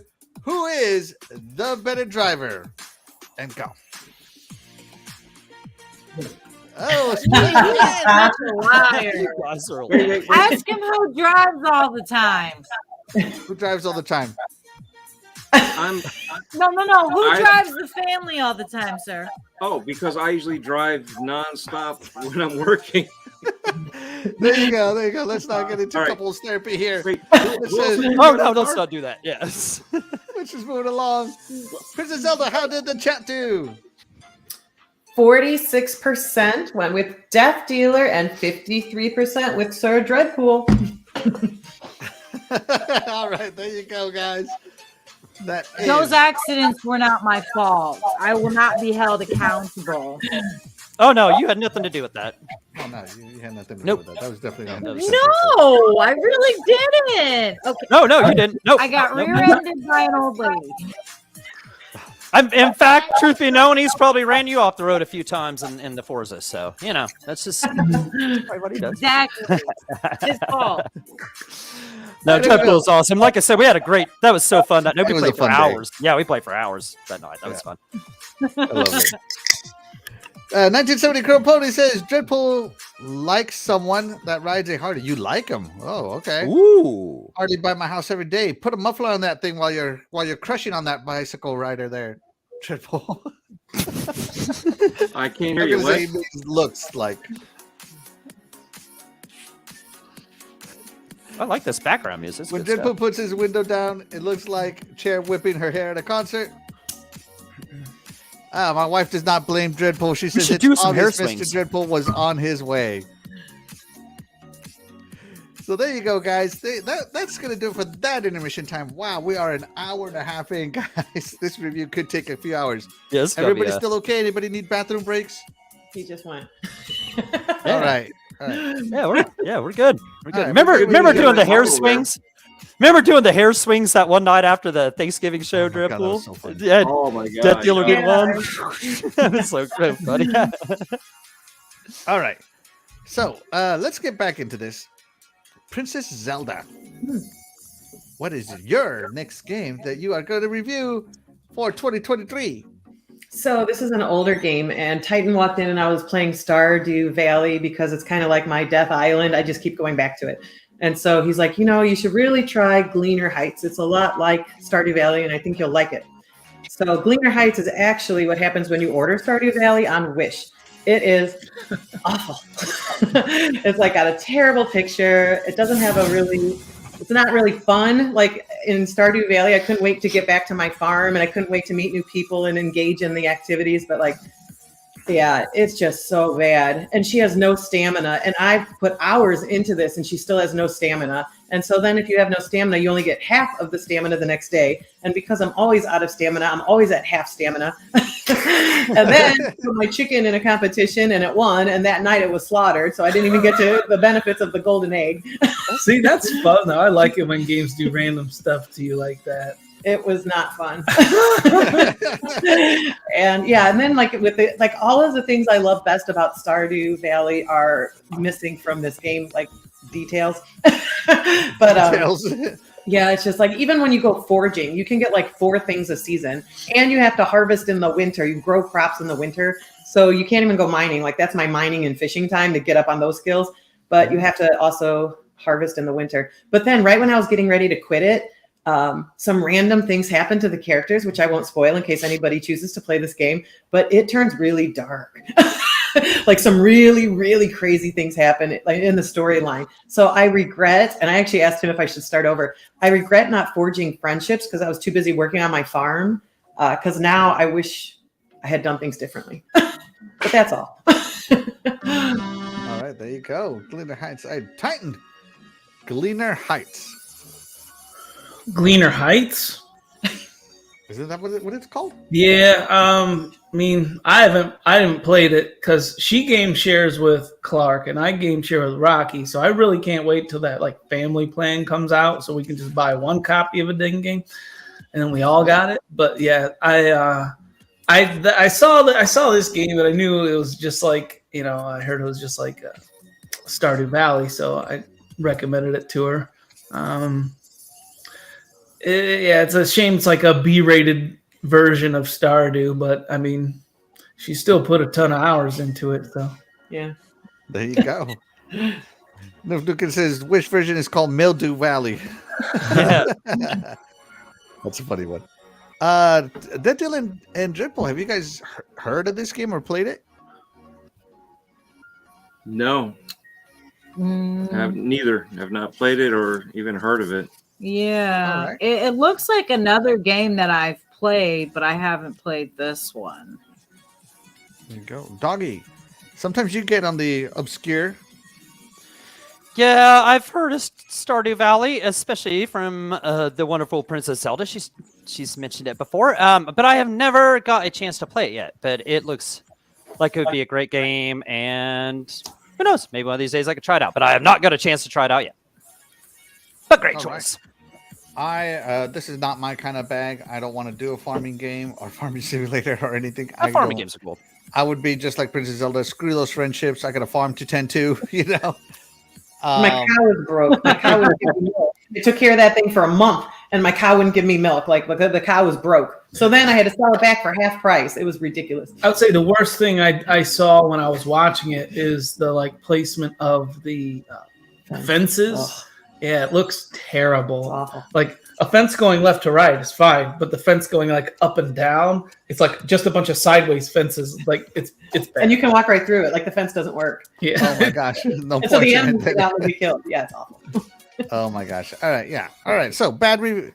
So Princess Zelda played this game and she was not impressed at all. All right, Titan. What is your next game? A game that I'm not that impressed with as well.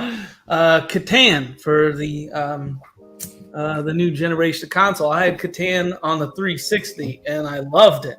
It had like during the game you could check and see what percentage of what numbers were rolling, and then like even after the game you could see a complete breakdown of what dice numbers rolled the most and gave out so many resources or whatever. So if you haven't played Catan, it's probably I'd go out on a limb and say it's the most classic board game, like next to Monopoly.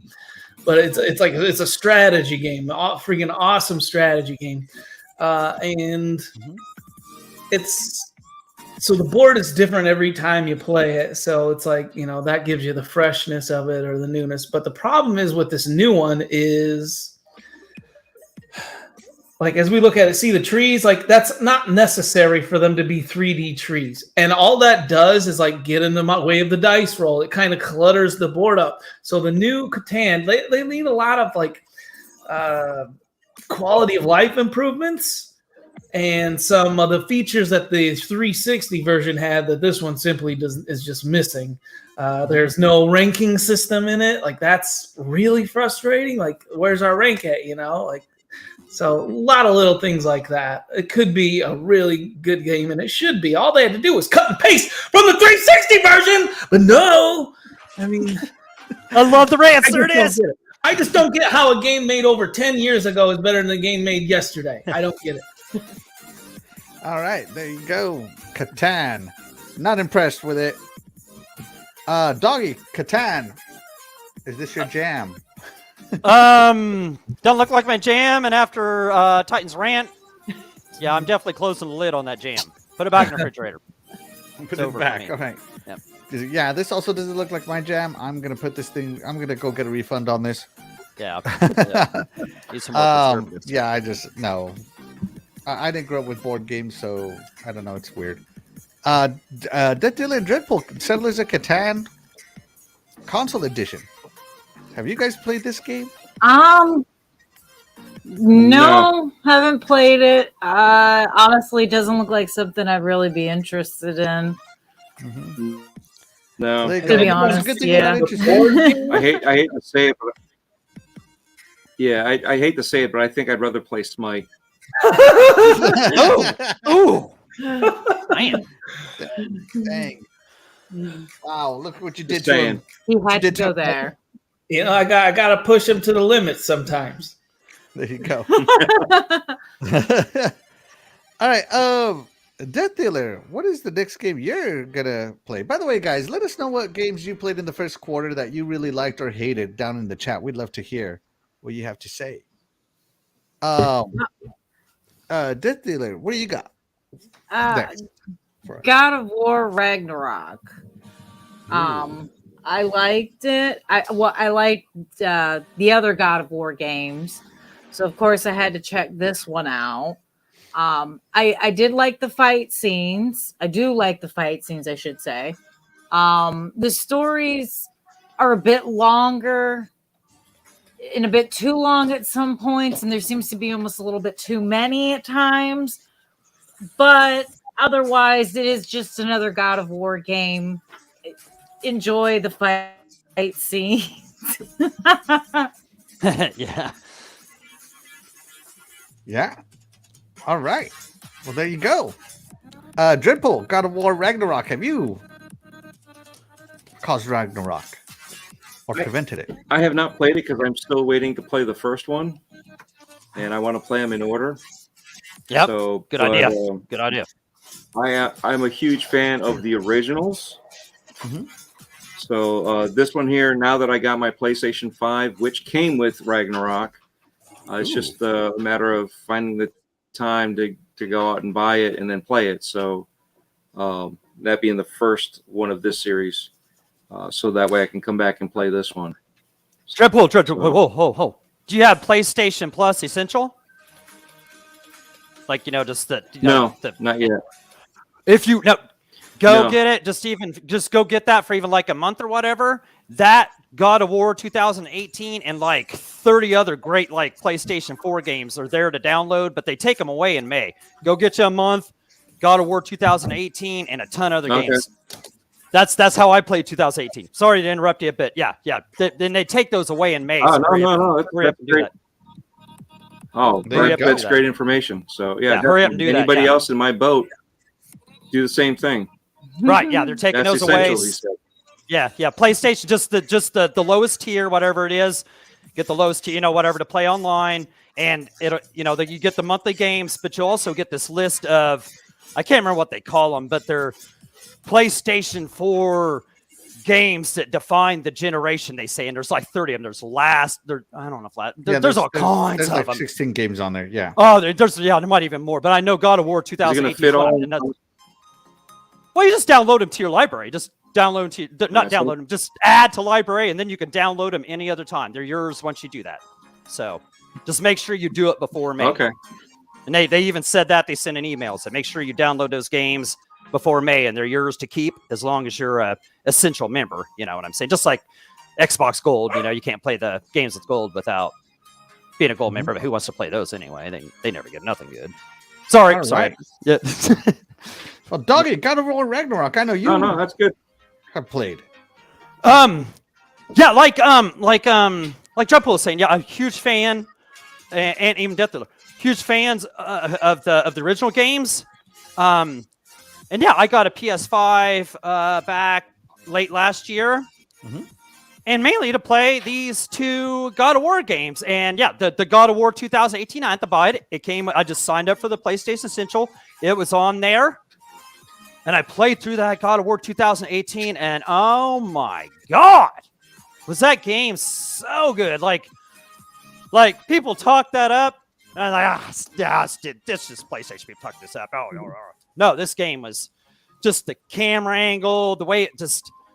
I don't know how you put that. It's like the camera was always, it never left the edge. But anyway, just the way this game was presented, the story, just the characters, the way it drew you in, just everything.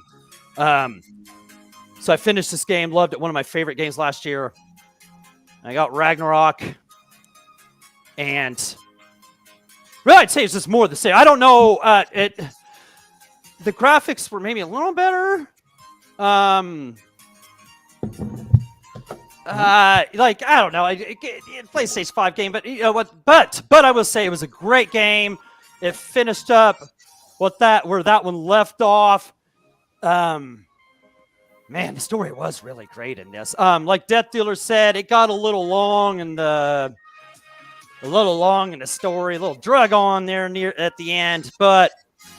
When it all came down to it, it was a great game. I'm glad I got the PS5 to play this. I don't regret it. Hours and hours of fun. I don't know how many hours. It was hours and hours of fun. And there's still more to do. I didn't finish. So I didn't go get the Valkyries and all this other stuff. But yeah, definitely two games that are a must play. I can't recommend them enough. There you go. High praise from Doggy. Princess Zelda, God of War Ragnarok. No, I haven't played it. It looks amazing. Okay, Titan. Now, we don't got a PlayStation here. Last God of War I played was probably on the PlayStation 2. So, Wow. A long time since I played God of War. Back when he was Greek. That's right.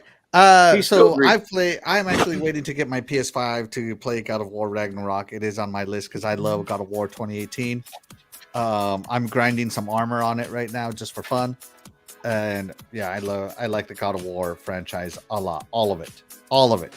The artistic style and the attention to detail is just it's an experience from an artistic standpoint. But not just that. Great story, great combat. It's just an amazing game. So yeah, I can't wait. Great choice, DeathDealer. And make sure you don't like Drip. Make sure you play 2018 before you hit up Ragnarok because it's gonna make. I don't know. It's just going to make so much more sense to you. I mean, they have a little recap at the beginning of the game, but it doesn't touch the emotions you feel and everything in that 2018. So definitely recommend play those games if you got the means. Doggy, what is the first game you want to talk about for 2021?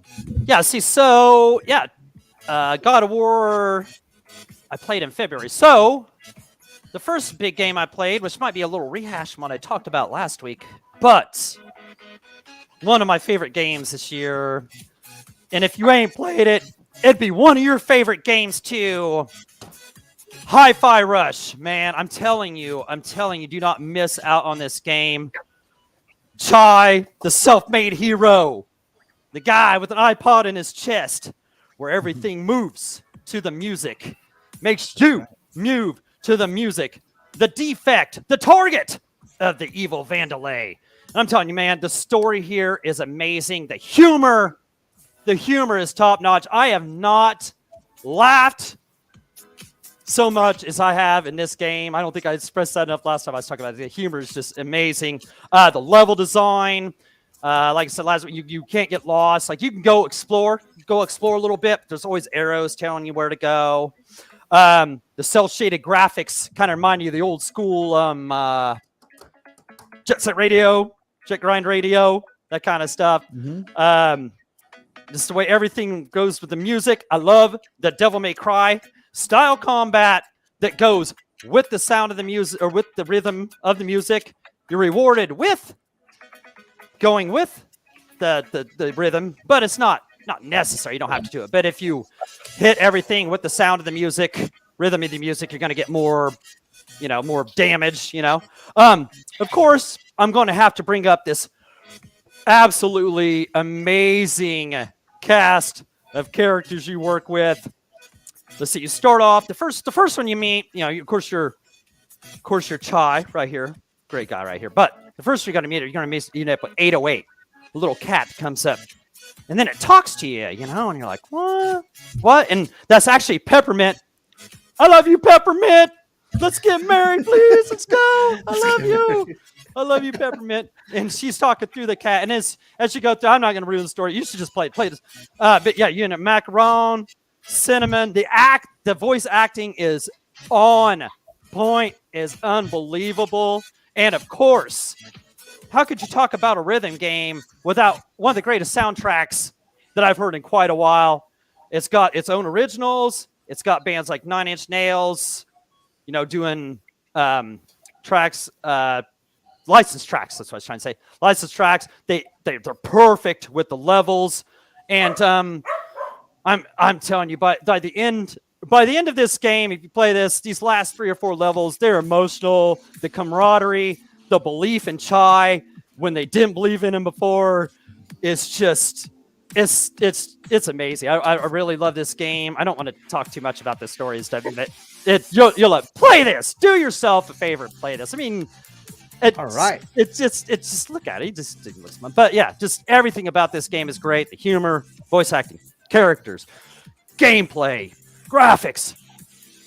What else is there? Let's go. Yeah, great choice, Doggy. Great choice.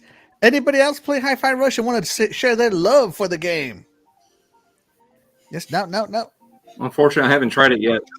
Oh my gosh! I have it downloaded, but I haven't tried it. And it doesn't take way too long to complete. You know what I'm saying? Like it's not like 40 or 50 hours. So I mean, it's the humor alone is worth playing it. It is so funny. Funniest game I played. There you go. DeathDealer, have you tried Hi-Fi Rush? I haven't yet. I actually didn't know we had it. It was something I was going to ask him to download for me the next time I remembered it. But it's good to know that we have it on one of the consoles. That's good. So I have played Hi-Fi Rush, and just like Doggy said, it's amazing. The music is the best part of the game, but not just the music, the gameplay, the story, the rhythm timing, if you're into that. It's all great. It is a great game. Darth Praxis joins us. Darth Praxis. Darth. It's not Dark. Darth Praxis joins us. Darth Praxis, thank you so much for joining us. We appreciate you. You are the real MVP. He says it is a great game. And Splendiferous says he loves it, loves it, loves it. Yeah, it was awesome. Awesome. I couldn't believe how awesome it was. All right. Dreadpool. Hold on. Before we get to Dreadpool, sorry, Dread. Princess Zelda, I put a poll up in the chat. A chat up in the poll. A poll up in the chat. What did you get? Can you tell us the results? 50% have played Hi-Fi Rush, 33% said no, and 16% have said not yet. All right. Dreadpool, we're up. And I say we're up because we picked the same game. So. Oh, it's really a 50-50. Yeah, that's right. Naomi's are going for. Dreadpool, what is your game that you want to talk about? It's a good and bad.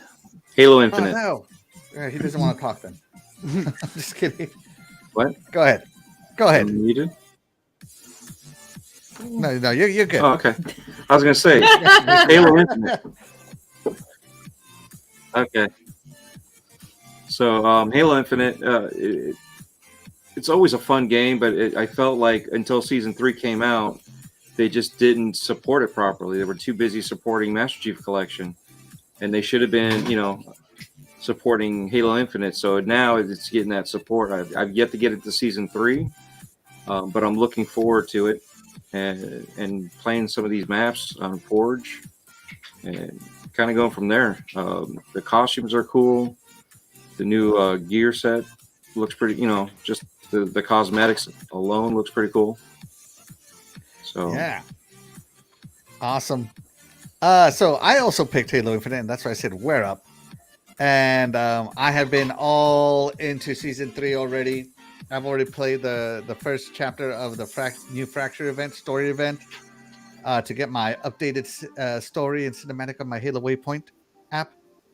And I can tell you right now, the cosmetics are on another level. Finally, the cosmetics feel like they're worth the asking price.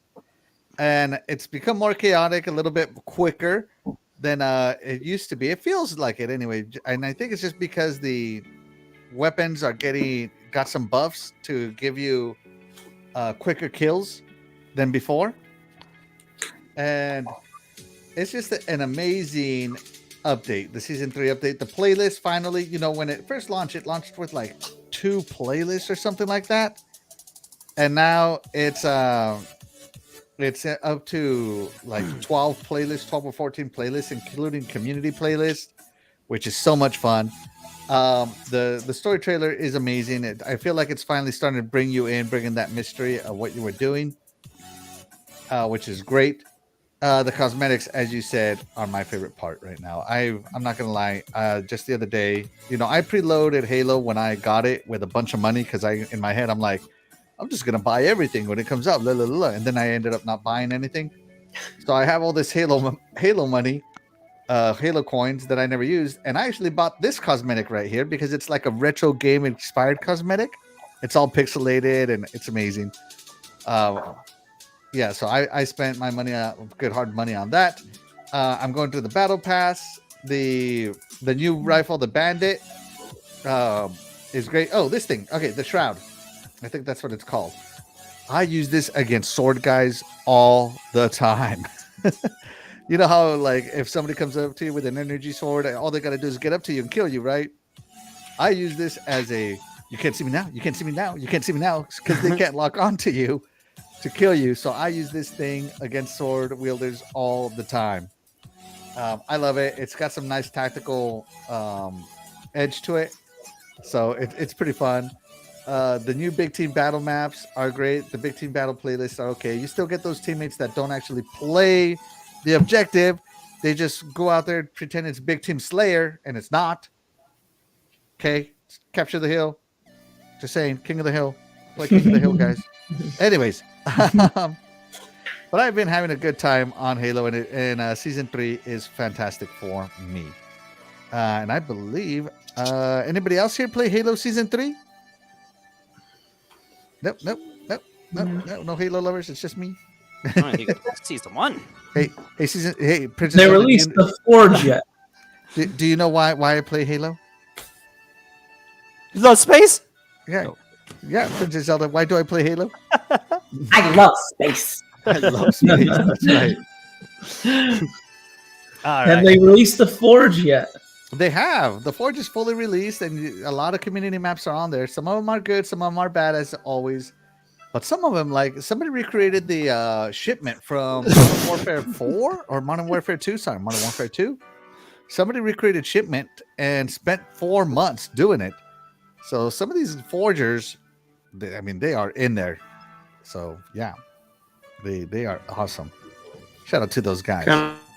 I kind of want to like torment myself and play boarding action from the Halo 1.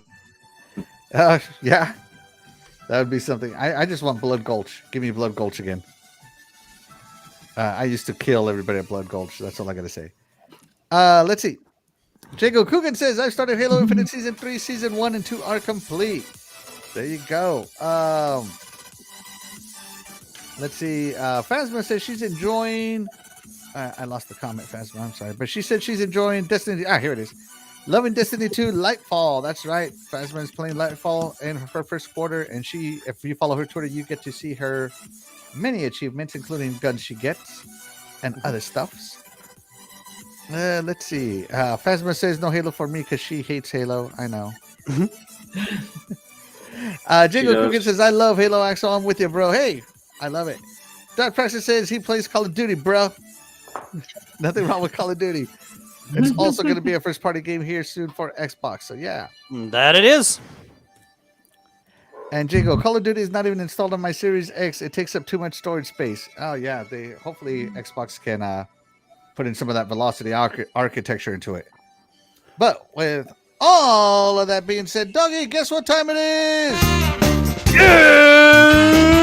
It's intermission time with the man, the myth, the legend, Axel 1324 Gaming.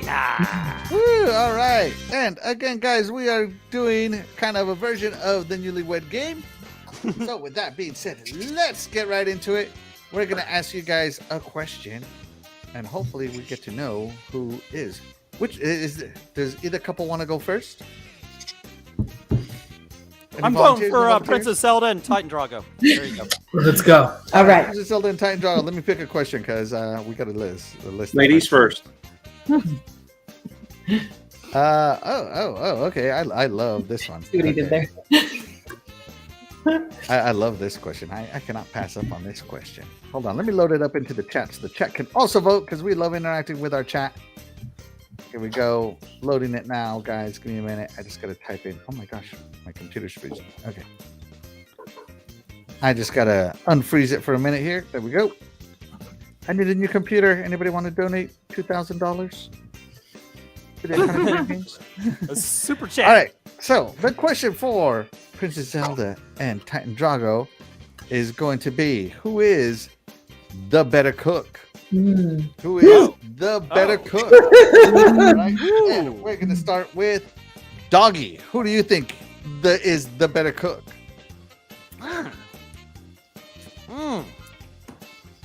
Man. Everyone's like shaking their head at me like, you better not choose the wrong.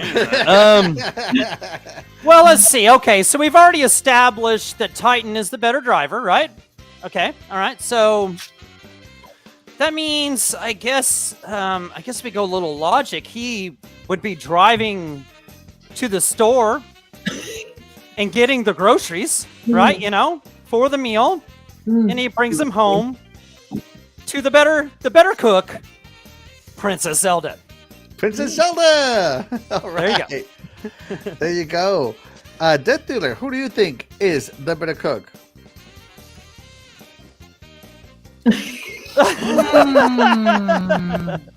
I'm gonna have to say Princess Zelda on this one. Moms usually do most of the cooking.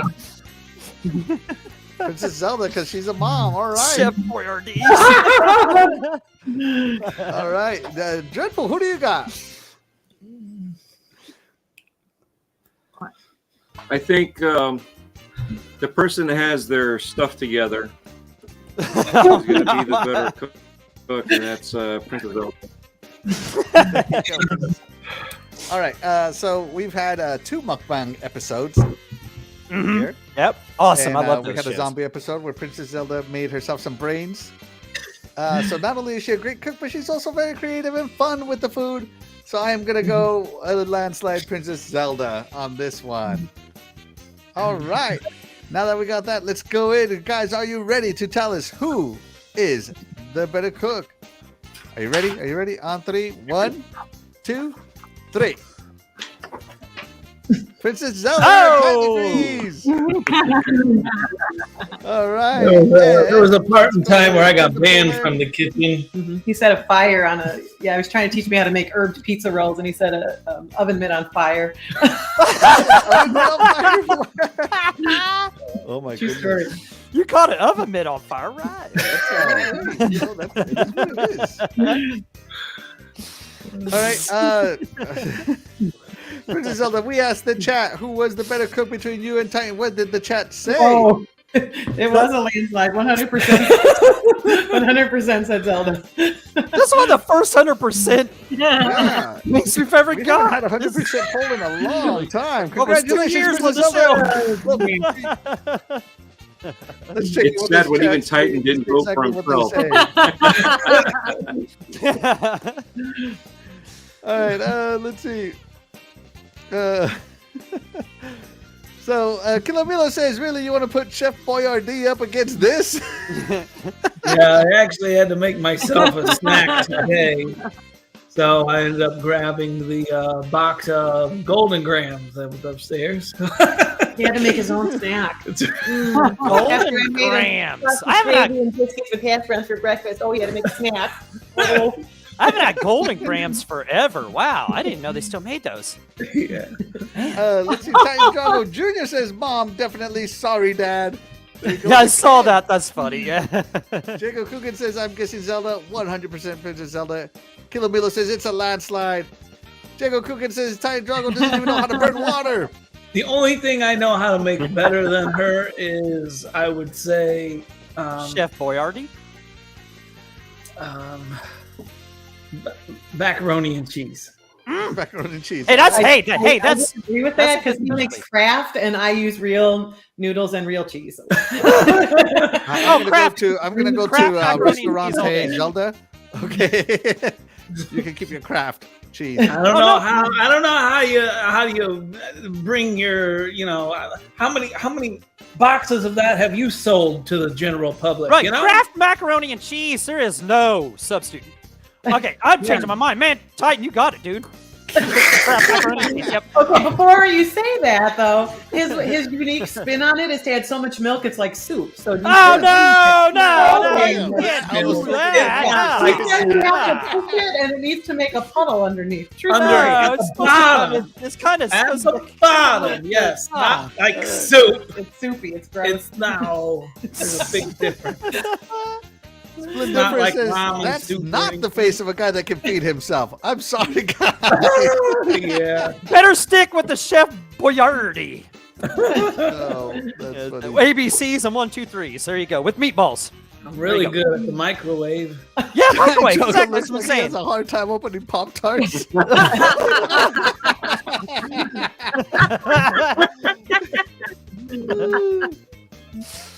Hey, that's great. I love No this shame chat. in that.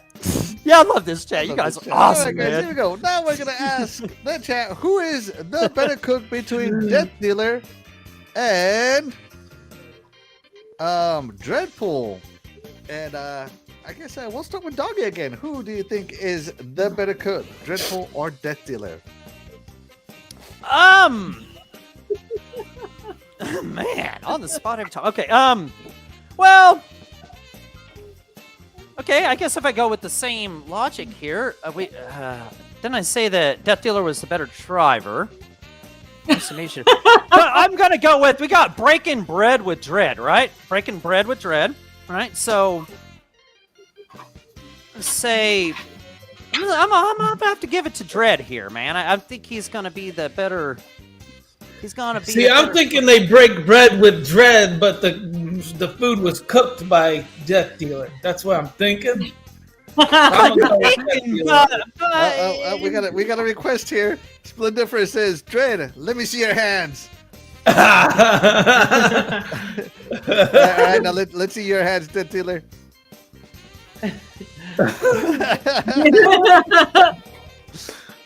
Magic fingers. And he says, nope. All right. I'm sorry, Doggy. Who did you choose? I'm trying to even remember. So, what did you guys make on the 2 mukbang episodes? What were you guys eating anyway? Like, Look at those bricks that Dread's got over there, man. He You even said can't who crack cooked it, an Doggy. egg. They even said who cooked it. no, I don't care. Yeah, I'm trying to think. Like who? What did you guys have? What was it? What was on the We table? made Spanakopita. Yeah, I've got. Yeah, see that he can pronounce it. There we go. Dread. It's a Dread all the way. All right, there you go. Princess Zelda, who do you got? breaking bread with Dread. I was trying to do the same strategy as Doggy because I remember that awesome spread and it looked so good. But then I was trying to think who made it. Yeah, exactly. We don't know. It looked so good. Who made it? I bet Dread opens up all the cans. Yeah, I think I'm gonna go with DeathDealer on this one. Yeah, right. She looks like she knows what to do in the kitchen. All right. I don't know. What do you got? If I'm going to be honest with this Wait. one, Titan, wait. We're still waiting to hear from Titan. No, I went with DeathDealer. Did you? Okay. All right. So me. Okay. Who do I think is better between DeathDealer and Dread? Man, I'm gonna have to. I want to say DeathDealer, but I remember a lot of those dishes were really fancy. And there's only one guy I know that pays that much attention to food based on his podcast. Yeah. And that is Really? Dreadpool. So I'm gonna go with Dreadpool, and you know it's good because when they were doing our mukbang episode, even if they were, if one was talking, the other one was eating, so they were both like in a hurry to eat the food. Yeah. So I don't know what it was, whatever it was you said that you pronounced, Dread, but I want to try it because it sounds good. Spanakopita. Yeah. There you go. Yeah, that's Yeah, nice. see, there you go. All right, so let me end the poll real quick here, and that way the chat doesn't cheat. All right, guys, are you ready? Here we go for the results between DeathDealer and Dreadpool. Who do you guys think is the better cook? And go. It's frozen. Hold on, they're grabbing it. Dreadpool! Wow. Dreadpool! There you go. he grew up in a restaurant, and I Yes. grew up with a mom who burned everything and called it Cajun. Cajun. Oh, the Cajun. There you go. Some Popeyes. Some There you go. best part some is- spice in there. Here's the best part. I've got all the gadgets and the tools. I sous vide a lot of the food that we cook. We do the stuff out in the grill. We just everything we change it up. Yeah, I thought, And, yeah. um,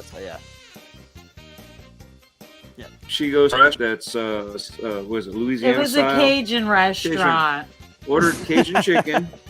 Huh? Got the food, and she's like, "Excuse me, ma'am, this isn't Cajun." And they're like, "Oh, yes, it is." Yeah, I didn't know what Cajun food actually was. I didn't know it was an actual seasoning. So that was a fun experience finding on a restaurant. Oh my god, how embarrassing. I would be so embarrassed. Yeah, I wasn't good embarrassed. I was just like, I was actually dumbfounded. I just kind of sat there and was like, this is Cajun food? Okay, I'll take your word for it. at a bridal party. Even better. Oh my god. Oh wow. Okay. Yeah. All right. So shame on all of you who don't think I could cook. Right. No, I was thinking, yeah, like Jago said, breaking bread with Dread. Yeah, that's what I'm saying. I It's mean, it breaking kind bread of with made bread, sense. it's not Yeah. breaking Yeah. Where is the polling? That's not why he can cook, Did I though. not He put a doesn't poll up? I did put a poll up. cook Yes. the food for though. He goes to restaurants for that show. So He does. Oh! But the rest of Oh! the restaurants he goes to, they're pretty good. But I cooked Doggy's the appalled. Now. you can do that. Yeah. I did. Oh, you're My casserole. We are not breaking bread with homemade bread cooked by Dread. Yeah. it could be. Fresh, Isn't fresh it? baked bread. Fresh baked bread with Dread. Man, that'd be Bread. a hard thing to say. Yeah, that'd be a hard Bread episode. with Yeah. bread. There you Yeah. go. And Luis Villa thought DeathDealer was the better cook. Splendifer says DeathDealer all the way. Everybody's just having a good time. Jacob Cookin said DeathDealer. Splendifer's though then said he kind of sounds like a cook, right? Right? You need to Right, hear yeah. him talk. He annoys me with it let's at see. times. Jacob believe it Cookin, or okay, not. I'm not Yeah. surprised though the way Dread talks about food. Yeah, exactly. Exactly. Splendifer says, I misread the hands, man. He talks about food on Breakfast with Boom all the time. I should have known. You should have. You should have. Yeah.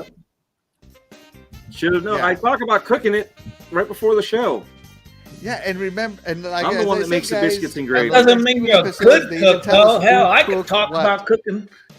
And DeathDealer always cooks the side dishes, and Dread always cooks the main dishes. If you remember, the same. Hint, hint, wink, wink. No, I'm just kidding. I'm sure all four of It's you bad when are you cook awesome. a turkey. Doggy's so nice. It's bad when you cook a turkey. What? Yeah, sorry. It's bad when you when you can cook a turkey and everybody's like, "Oh my god, this has flavor in it." Talking about the spices, it's so spicy, but it's flavor. I'll take the breast, I'll cut it off, I'll sous vide it, and then I'll put it in the pan and baste it. But I'll have thyme, rosemary, and all that while it's cooking in the sous vide, and then I'll put that on there and butter baste it with the thyme and the rosemary on top with the turkey breast plus the other seasonings that we put on there. So, and then they're like, "Oh my god, it's so spicy," and it's basically flavors. Listen, if I don't cook as good as him, I don't have to cook. So it makes my life easier if I don't know how to cook the dish. So you are the I passenger refuse princess to learn and not some the cook. dishes. Hey, man. All Dude, that's a cush contestants, deal. You got a cush It's a deal there. vacation.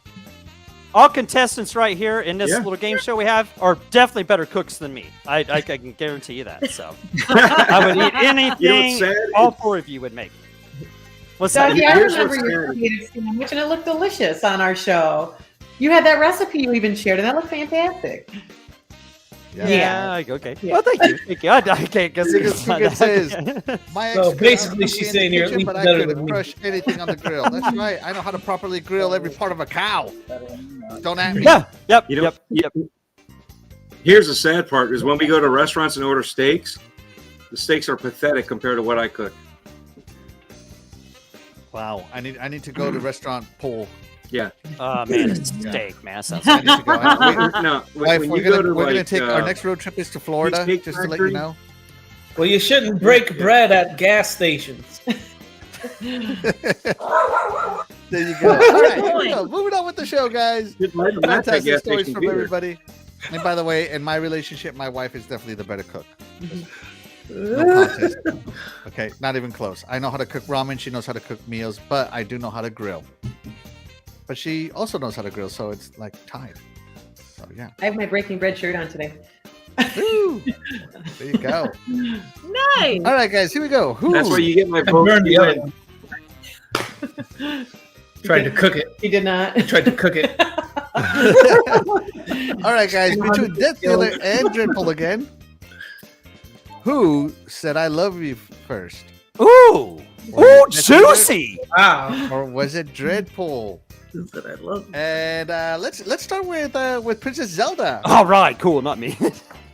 Princess Zelda, who do you think cooked? Doug can microwave with the best of it. I'm sorry. Oh, you bet, Jago. You know me like no other. You bet, man. That's right. I don't even own an oven range, my man. Just a microwave. Eternal Shaddai says, "Hey, I'm here." Eternal Shaddai, thank you so much for joining us. You are the real MVP. Eternal We Shaddai, my appreciate man. you. What's up, bro? Okay.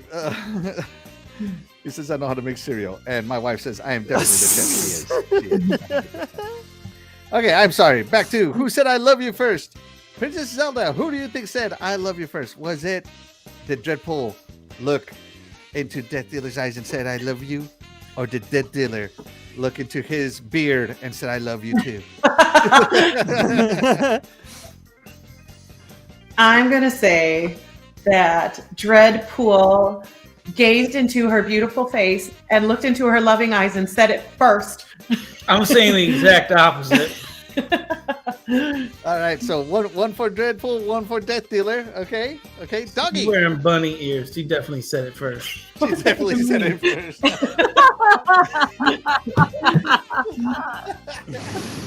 Okay, That's a pretty good analogy there. what do you got, Doggy? Oh man, that is a tough one. Let me see if I can. Oh, we have a chat question. Okay, guys. Hey, there we go, when there. Whoever said I love you first, was there beer involved or not involved? They want a clue. Right, there we go. Yes, thank you, Splendiferous. Right in time. That's Save right. me. We got a request from the chat. Was there beer no involved beer. when you said I love you? Whoever said it first. No, No, no beer. no beer. Right, No no beer. beer. No beer. Split difference. No beer. No beers. No Could beer. have been wine. Just the beer. Could have been Jack Daniels or Just the or just the beard. beard. Okay, all right.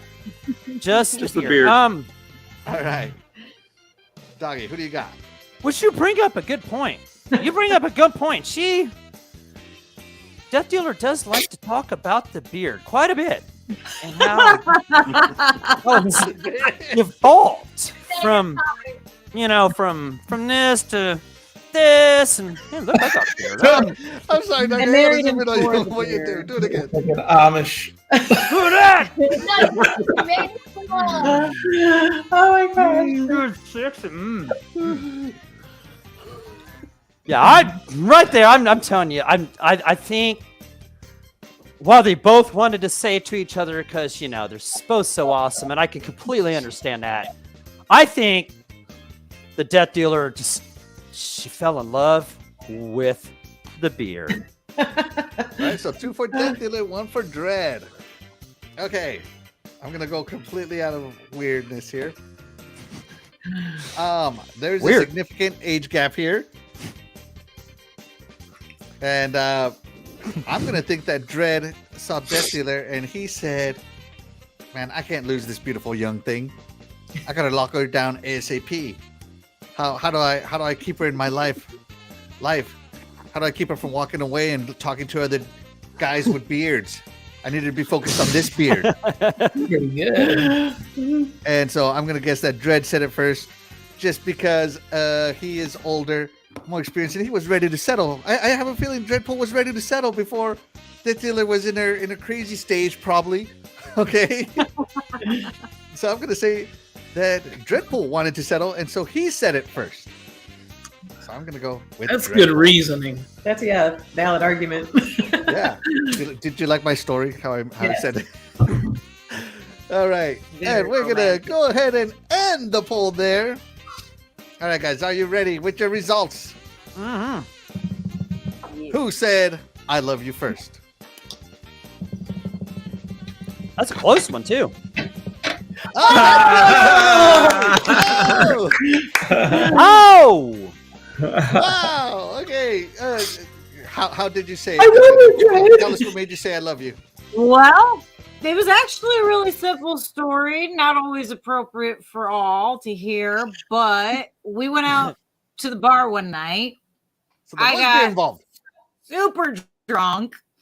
There was liquor involved. No beer. I don't drink beer. I never drank beer. I Drank said a whole lot of liquor. liquor. Wrong question. We asked the wrong question. right. I said liquor. Yeah. Tequila was my friend at that time. Oh, I love tequila. And we went home and we're in an adult situation. It's just blurted out. And he There you didn't let go. me forget it after that. So As you were throwing up, hey, he's reminded me ever since. it reminded Thanks you for ever reminding since. me. Right Hey, by the on. way, who said it first? Tequila Wait, not always hold a on. friend. DeathDealer, do you remember saying it? Vaguely. Vaguely. Okay. Hey, that's all that matters. You vaguely remember. That's All right. Let's check It was in. her face of guess deer what? and Zelda. headlights when she said it. I am What? 0 for 4 with you guys. Wow. Princess Zelda, we had a poll in the chat. How did it go? Oh, and the chat said 58% thought DeathDealer said it first, and 41% thought it was Dreadpool. So the chat got it right. Splin Difference says alcohol was influence. Aha! Well, Jacob Coogan says I called it. DeathDealer was drunk. My wife is shocked. What? And kept her drunk ever since. I imagine alcohol has played a lot of parts of people saying "I love you." Jacob Coogan, It's been a thing. right? Jacob Coogan says Dreadpool locked her down by putting her in the basement for the first few years. Wow. What the- That's dark. That's dark, man. That's dark. Yeah, man. Got to do what you got to do, I I guess. You know? guess. Yeah. All right, let's see. I swear, I feel like I'm watching Shazam We have podcast. plenty of Dreadpool lotion. look like the Barton father. There you go. All right. Need to get him a wizard hat. Gandalf. Absolutely. All right. And the Dragos, let me get set up here, but start thinking about it, guys. Start thinking about it. We're going to go move in with the Dragos here as soon as I'm done. I've been trying to think about it this entire time. So, this I one's really tough. don't This one is definitely remember gonna be that tough. far back. Oh, no. I remember a few things. I remember Tequila? Don't give it away. I remember getting shot down for my first kiss with her. I don't kiss on a first date. I remember that. Was it our first date? Yeah, maybe it was date 4. I still don't kiss on the first week. All right, guys, here we go. Guys, who said I love you first between Princess Zelda and Titan Drago? Doggy Dog, you want to go first or do you want to pass for a minute? I'll go first. Why not, man? All right, Why go not, for it, man? Doggy. It's all fun and games here, you know? So, I'm going to have to say, especially because Titan's kind of talking about how I can't remember now. So, Titan, he might be, he might be funny. He might be outgoing. He It's might to each other. But what? Sorry, I'm just answering Malcolm Powered. It's to each other. Who said between Princess Zelda and Titan Drago between each other? Sorry, keep going. He might be funny. He is funny, and he can go on any rants. He can do everything. He can seem like he is the craziest guy. But I'll tell you what. Greatest thing about Titan Drago is he is a romantic man. He is a romantic man more than anything in the world. Titan Drago, he turned to Princess Zelda and he said, I love you. Kind of like who was that guy on the wrestling? Is it a Nacho Libre line? Yeah. I told him I love Oh my god. Mr. Love or something. What's his yeah, name? what was that guy? Dr. Love or whatever. He had that. Yeah. Man, yeah. I love you. Yeah, that's you, Titan Drago. That's you. You are romantic. You've got a big heart, and I know you do, man. I know you do. Titan Drago. He's All right. So there you go. DeathDealer and DREADPOOL. Are you guys there? Yeah, we're here. Our camera froze for a second. We're fixing that. All right. I'll go next then. Brother Are love. you guys technical? Brother love. What are your technical difficulties? Brother love. All right. All right. So Titan Drago might have said I love you first, and then she said what?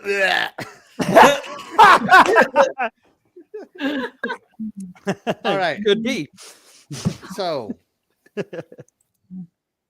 I feel that Princess Zelda was completely smitten by Titan.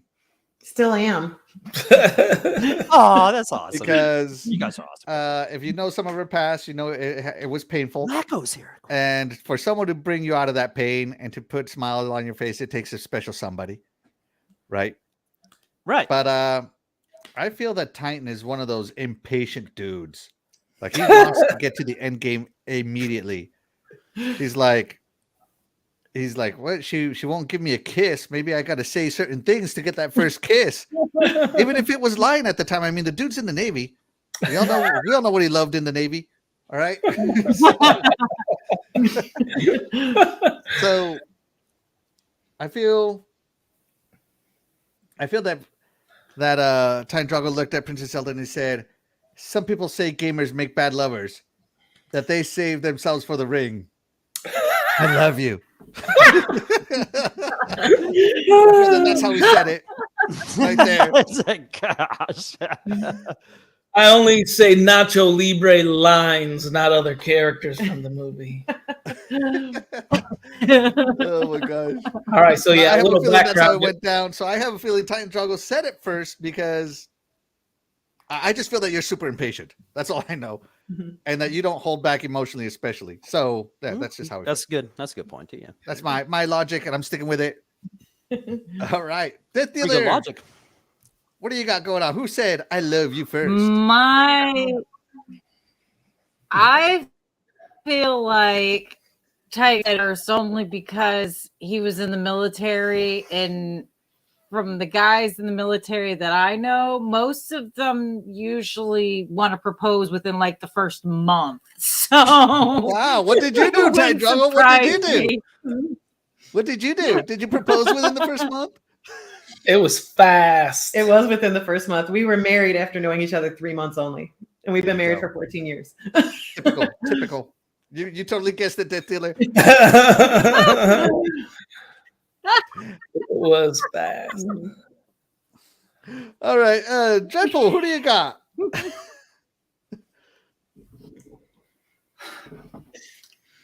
My bet is that because of how Titan Drago is, and how we as guys are, I think he just wasn't planning on it, like thinking of it like that. And I think Princess Zelda actually said it first because she truly felt it first before he actually knew what was going on. Like, he knew he cared, he knew he loved her, but he didn't realize that feeling. And she knew it first from deep down in her heart that he was her sucker. Damn, that was deep. That was deep. Man. That was beautiful. Man. My Just like God. the you do.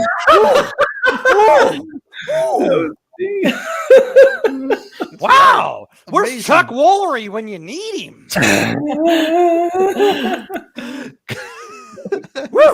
All right, we went ahead and ended the poll You in gotta the do it chat. for a second. So a little background information. Love connection. Wait. Don't be. She like I Are would you guys always- gonna tell us who said it first? let me set up the background information Oh, first this is because great. All right, This is let's awesome. hit it. honestly I don't remember who said it first. Oh. But I remember like falling in love really fast, and I remember knowing like basically instantaneously that she was the one I want to spend the rest of my life with. Just weird, how that kind of hits you sometimes. Right, yeah. Especially me, this being the only marriage I ever had. But I guess I'm just like that. Like I've always known my first son was going to be named Rocky. Like I don't know. I'm really, I guess, in tune to things like that, I guess you could say. But I don't remember who said it first, so I'm just going to take a guess on my vote.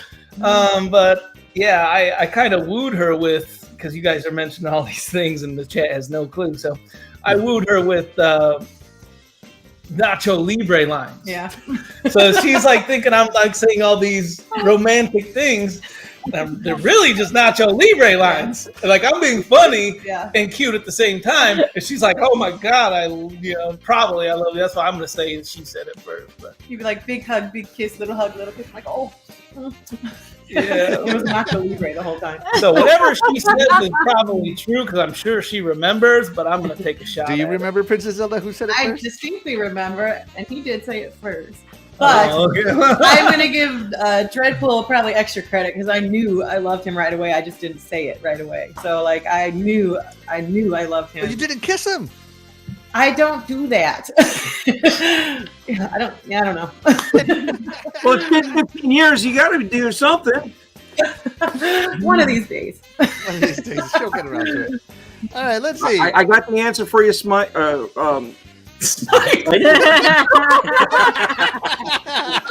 got the answer for you.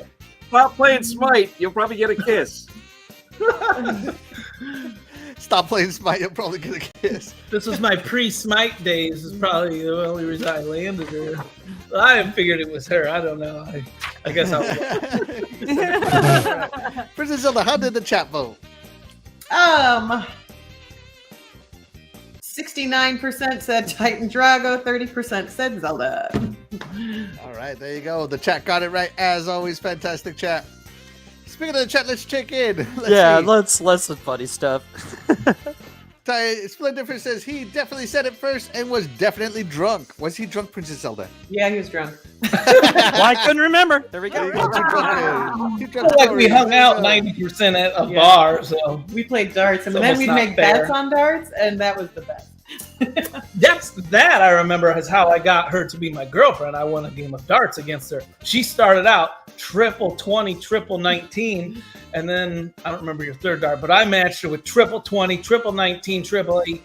So Yeah, It was my Why? best game ever. Remind me not to play darts against you guys. God. Yeah, for I real. missed the board a couple times. Yeah, okay. All right. I won one game where I said I wanted to write on his card with those things you can write on Windows, and he thought it was going to be like Zelda and Titan. Well, we weren't them, but and what I wrote was ex-wife's car for sale, $200 of best offer, and then I put his actual phone number on the car, so like he got like 1,000 calls a day when driving down the street because everybody was trying to buy his car. Yeah, somebody needs to buy that Nissan piece of crap. Like, anyway. no, it's a prank. That was fun. That's hilarious. Eternal Shaddai says, man, I bet Drago was drunk and said smite. He said smite you, baby. Kilomilo says, Titan said I love you to smite first. Titan said I love you first because he was really hungry and needed someone to help him open his toaster strudel. And put the stuff on top. Yeah. The drizzle. The drizzle. Yeah, there you go. Doggy. Milka Power says, hey Zelda, how does Doggy know how romantic Drago is? Yeah. Yeah. Hey. No, he just he's a living romantic. Is You Doggy can't tell. inside Drago now. Oh my god, that's so funny. Hey, you know, I mean, if he feels like I'm flirting with him, that's all right. I mean, I love Titan. He's with Princess Zelda. Jago Cookin says it was definitely Titan. Splendifer says this is what I said about the Navy. He says he got to smell lots of farts in the Navy. He slept on the bottom bunk. Slept in the same bunk together. I mean, doesn't matter which bunk you're sleeping in, either way. Yeah, top, right. bottom, whatever. Let's see. Splendifer says it was Titan. Come on, he would have said I love you to a beer can if it could talk. Yeah, I feel you there. My wife says that she is blushing hearing all these love stories. I have no idea what this means. I'm going to skip that Splendifer just because I have no idea what it means. At least he went with Nacho Libre lines and not Tenacious D lines. Yes, yeah, Tenacious D. That stuff's so funny, man. Like that's good one there, Splendiferous or whoever put that. That's funny. Right on. Kill balls All of right. sausage. Yeah. Great show, everybody. And in case you guys are wondering, between me and my wife, I said it first. I definitely fell in love with her first. Aw, that's sweet. And this is so sweet, And that's man. that. No more of that crap. Let's move on. All right, hold on. Let me end the Wait, music you didn't say there. it back? No, she did not. We need to play that. We need to play that Lion King thing or whatever. My wife did not say she loved me back for like a month, maybe 2 more months after I said it. So yeah, she didn't say it back for 2 months. He was making you wait Whoa! for it. He had to Well, work for it. apparently it's a cultural thing because they don't say I love you in her culture, they just show it. Oh, but man, that would have been an ice pack to the nizzies right there for 2 months. Oof. Dude, let me I tell love you. Okay. All right, let's move on with the show, guys. This show must go on because it is getting It late. does. We are over 3 hours almost. Yeah, we're 3 hours. looking at 3.5 hours. This is our we're looking at good NLG. We're looking at original next level Not my gaming fault. like level. Yeah, here. No, it's definitely Zelda's fault. I know. So- I had nothing to do with this. I was late. I had nothing to do with this. all right, Princess Zelda, Yes. what is your third You and would've final been game here that you want to earlier. review for? Oh, wait. Before I get started, does anybody need to leave? Like you got other stuff going on? No? I'm happy to be here. I'm so happy Right. to be here. Like, Awesome. yeah, I love being here. See, here she is. She says, Asians don't say I love you that often. True story. Oh no, yeah, that's True cool. story right there. Yep. And she said, Axel, she had to make sure you weren't bluffing in legit. She actually did. She actually did. It's so funny you say all those things. Yeah. And we don't say I love you. True story to this day, which is so funny because like in Latino culture, we are very expressive. Yeah, And I fell in love with someone who is expressive in the things she does, just not in the words. So, but I definitely know my wife loves me. All right, moving on. So, Princess Zelda, what is Sheep. your last game? I was going to talk about Disney Dreamlight Valley again because they had an update, and I told Titan that they should probably call it a Bug's Life because everything's broke. Just everything is broke. For example, you had a quest where you had to put a mustache on, and then it wouldn't let you take it off. So I'm running around the valley with a mustache, and it's hideous. And then there's these quests you just can't Away complete. from the princess experience. Yeah, it was awful. But today, they knew I was going to talk about them, just like how the internet knows you're going to buy something and they give you ads. And they knew it. And today, they fixed the bugs. So I'm switching. I'm switching to a game that I spent a lot of time on, and it's Hogwarts. Oh, was it good? Oh, okay. So as soon as it came out, I just was addicted. I love this game. There aren't any of the main characters that you're familiar with the books, but it was fabulous. It was just so fun. And I don't know if anybody's played it, but the land is just beautiful. It's creative. There's so many different fun quests to do and side quests to do, and the magic, everything is just wonderful in this game. I loved every second of it. I beat it right away, and I'm still trying to get like 100% completion just because I love it so much. Wow, 100%. That's crazy. That's awesome. That's a love for a game like that. Open world game like that. Yeah. Yep. There you go. All right, Titan Drago, did you play this with your wife, or would she not give you the controller? We each got the $300 version of it. Wait, you each got one? Yeah. Wow. I don't know how much though you guys are making on teachers' salaries, but hey, I'm adoptable. I'm just saying. We got raises, so we splurged a little. Yeah. But yeah, I played it. I haven't beat it yet though. She passed me up. Man, I don't know, between Smite and a couple other games. I think games keep coming out and they keep pushing aside by. I think I'm pretty close to beating it. I'm like on my third. What are they called? There's like 4 of the rooms or whatever. I don't remember what they're called, but there's like 4 main quests or whatever, and I'm on the 3rd one. Right. Now, I know you've done this time, but I'm going to ask Princess Zelda, have you used any of the curse spells? Oh, yes. Definitely. Oh, my gosh. Yeah. You Definitely. next Voldemort, you? Like they're curse words. I use them. Definitely. I use all the stuff. Yeah. Oh my. All right. DeathDealer, have you and Dreadpool, have you guys played Hogwarts Legacy? No, not yet. No, yeah. I am interested in playing it though eventually. Yeah, it's on the list to be purchased and played. Yes. Yeah, mine too. I am in the same boat. Doggy, what about you? Hogwarts Legacy. Yeah, I want to play I want to play this game. I'm kind of waiting for the 50% off kind of thing. But I do have a question for Princess Zelda and Titan Drago, because you guys did get your collector's edition, right? With the floating wand. Yeah. Yeah. What did you guys think of that? Like, what was? I didn't open my saving it. I don't open like most of my stuff. Oh, you didn't open the. Oh, you left. I opened mine. Box. You opened yours, Titan?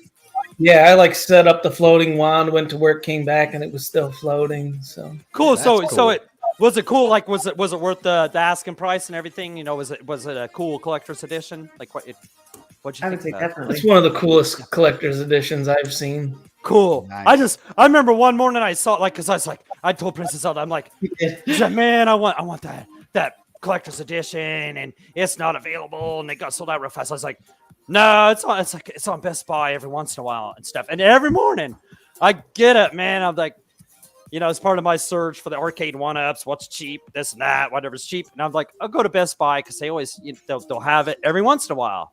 And at first they had the Xbox One edition. I said, hey, get that, And then like a week later, they had the Xbox Series X edition. It's like, get it, So you guys end up getting it. Like everything worked out for you. Yeah, you're probably the reason we got 2 of them. You're definitely the reason we got any of them. Yeah, because I've given up on it.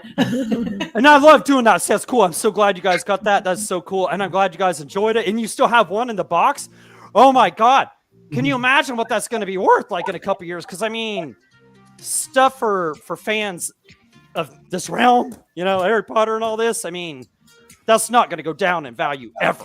You know what I'm saying? So Definitely. That's cool. I'm glad you guys enjoyed the collector's edition and thought it was worth it. And the game, I haven't heard really anybody complain about the game, so. No, nobody complains about this game.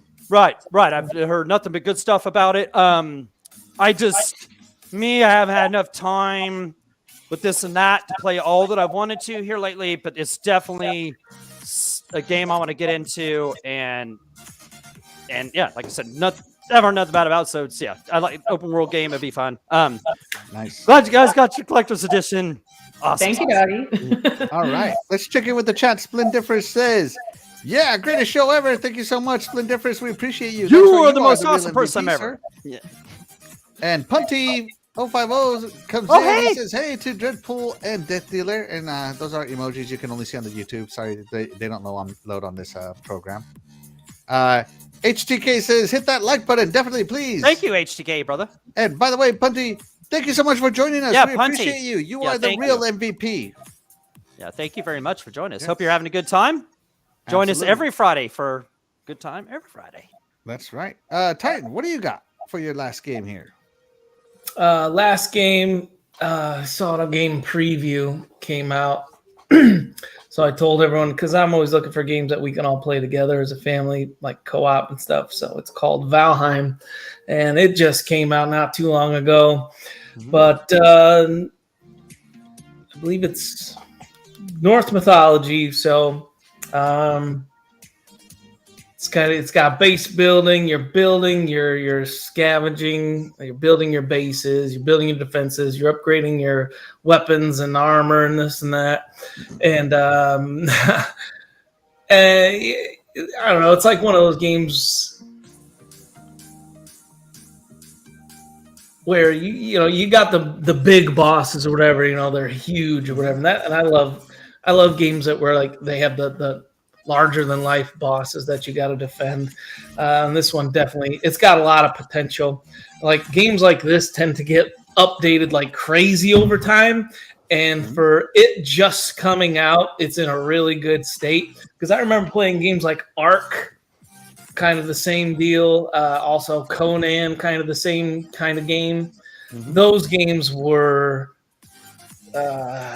very bad when they first came out on game preview. They were buggy, they were glitchy, you get kicked a lot and stuff. So this game runs really well for it just coming out on game preview, and it's got a lot of potential. I can't wait to see what they add to it. All right, awesome. Princess Zelda, do you play this with your husband And the kids. It's like a family building adventure. Yeah. Awesome. DeathDealer, DREADPOOL, what do you guys think? Valheim game preview. It's not for me. All right. I know a lot of my friends are hyped about it, having fun with it. It's just not my type of game. All right. I don't know anything about it, so I would check it out just because I don't know anything about it really, other than what he's just gone over, what I see here. So It's deep. something It's I'll a look deep game. into. Doggy, Valheim. Yeah, this doesn't look like something this ain't my jam.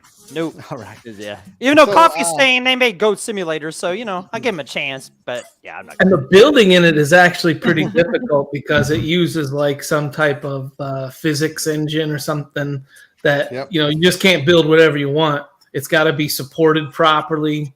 So, Yep.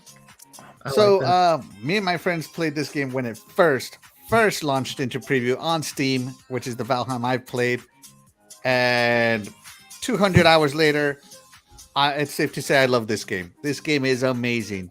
It is a survival game. I'm not even going to call it an RPG. It's just a survival game, RNG based, and it is possibly the best survival game since Minecraft in a launch state. It's deep. The bosses, how you got to summon them, you got to work for that summon. You got to work for the armor to beat them. You got to work for everything. You got to tame everybody. You got to, and then you have limited amount of stones. You got to get keys to get into crypts. It is an amazing game. You got to build a boat. Well, here they have a boat. I started off on a raft, trying to get across to another island because I ran out of good resources. And building the portals. I even built myself a portal hub, like a subway station. So it is a really, really deep survival game that has a lot of systems, and they all just work. Did you play it on PC then? You Yes, said? yeah, way back in there. I played this game I probably wonder- 3 years ago. I wonder how many like updates the Xbox version is then behind. I wonder You're one update behind. one. That's not bad. Yeah. So yeah, it is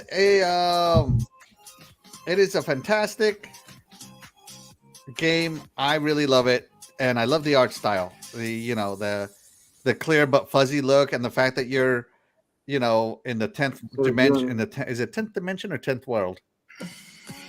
I don't know. Wherever if you die and you go to. Before you get to Valhalla, you didn't quite make it into Valhalla, so you got to prove yourself to Odin to make it into Valhalla. And it's just an amazing game. I love it. Great choice. Great choice. Let's check in with the chat real quick. We got 4GQTV joining us. Thank you so much. Clowns, thank you so much. We appreciate you. Says hello to Princess Zelda, not you, Tyne. Screw you. Yep. Triple is in a GUG show. What? Clowns, thank you so much for joining us. We appreciate you, and you are the real MVP. You're awesome, bro. One of the nicest people in the are having community. technical difficulties, but I hope we can still hear them. Can Right, we? Clowns is one of the nicest people you meet, man. He is. Sorry to say it. We're just Is having your an microphone issue with still the working, camera guys? now.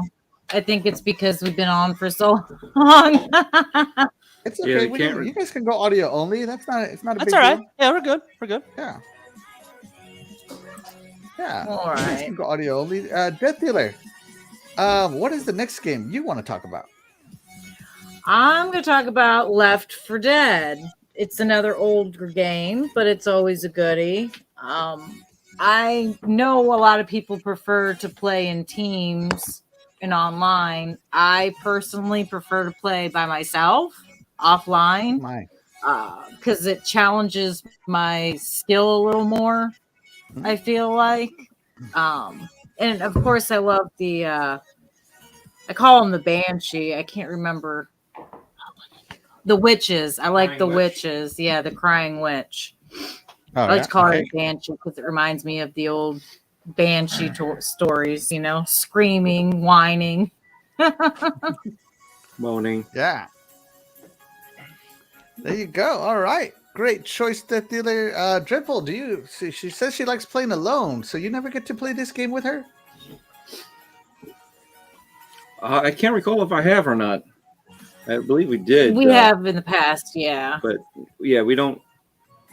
I've played this one with other friends more. But again, what we usually play together is Dead Island. So, but yeah, like I said, I believe we played it like a couple times. Yes. There you go. Fantastic. Doggy, Left 4 Dead. What are your thoughts on it? Left 4 Dead. I can't remember if I played. I don't think I played it. You don't think you played? All right, good enough. I can't remember. Yeah. All right, moving on. Princess Zelda, Left 4 Dead. I haven't played it either. All right. Cool. Thank you, Princess. And just like Back 4 Blood, screw this game. I hate it. I have played it. It's not my jam. This whole teamwork zombie rush thing. I feel like I'm always the sacrificial team guy. I feel like I'm the token character, if you know what I mean. Axel. So these types of games are just not for me. No, Axel knows looks he like loves they're fun. Back 4 Blood. He loves Back 4 Blood, right, Titan? We had a great time. Wait, Titan, got there. Okay. Yeah. We had a great time. We had a great time playing with Axel. What? Remember when we played? Remember me, you, and Axel was playing Back 4 Blood? Wasn't that a good time? Like, yeah, me and you was taking care of business. We was going ahead, way ahead of all of them, taking care of all the zombies, and Axel was like falling behind. He was just falling behind. Axel couldn't hang. I mean, Yeah, it's just, then he dies and blames us. I mean, well, that's what happens when you can't hang, Axel. When you aggro the whole board and you leave me to it, yeah, that happens. I remember that one level. Me and Titan, we were like, all right, here's the deal. This is what we're gonna do. We're just gonna haul ass across that bridge and stop till we get to the other side, and then we start killing. And then everybody else is like left over there. What you guys doing? Come on, man. And we're like, hey, we're over here killing zombies, man. What you doing, man? They didn't catch the memo, man. Screw that game. Screw this game. I hate these types of games. Give me Valheim any day. But great choice, DeathDealer. You know what? Those games are for somebody. They're just not for me. Yeah. Absolutely. All right. Dreadpool, what do you got? Well, we're gonna go with the closest thing to a horror game that I don't think is horror, but everybody else is scared of it. Callisto Protocol. Ooh. Okay. Yeah. I've been enjoying the game up until the bug that I had, and I couldn't get past the level. We've already had like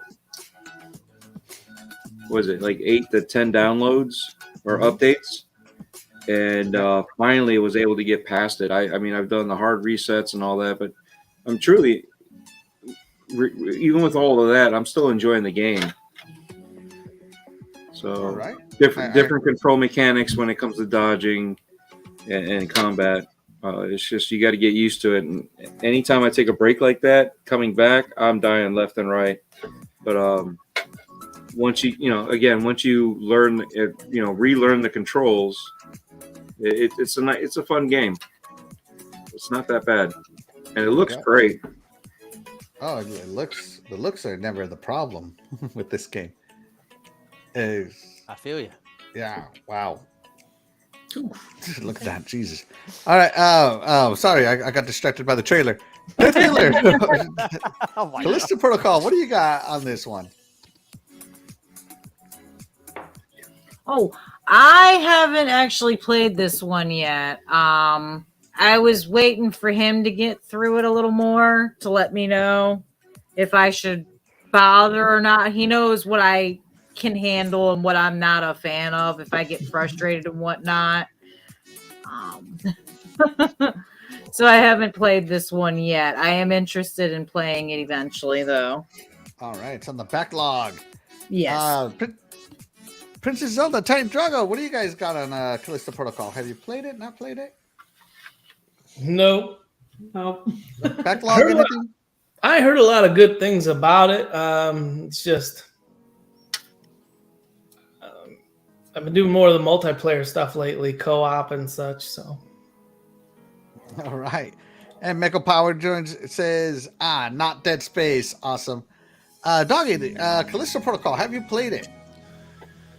No, I haven't played this. I don't know. I don't know if I even get around to it. Jago in the chat, he played it. I think he really enjoyed it, if I believe right. But yeah, I haven't played it at all, so I can't speak on it. There you go. All right. Let's check in with the chat real quick. Jago Coogan says, "I love Callisto Protocol. It was phenomenal. I loved it though. The combat was easy. I guess everybody else was playing with their feet." I have heard that people try to treat it like a shooter, and it is a melee combat game. I knew Jago loved it. Yeah, he definitely loved it. That's why I mentioned Jago. Yeah. Well, the thing is, the difficulty levels are so close. It could use better tweaking when it comes to difficulty levels and the adjustments. But again, like I said, it's a different style of gameplay. Once you get used to it, it's a fun game. Obviously, every game could use adjustments and tweaking and improvements. This is just definitely one of them that, even still, with all that being said, it's still a fun game, and it's still gruesome when it comes to the kills. Your death animations. Oh my, creepy. Yeah, it looks awesome. I just saw that. I was creeped out. Okay.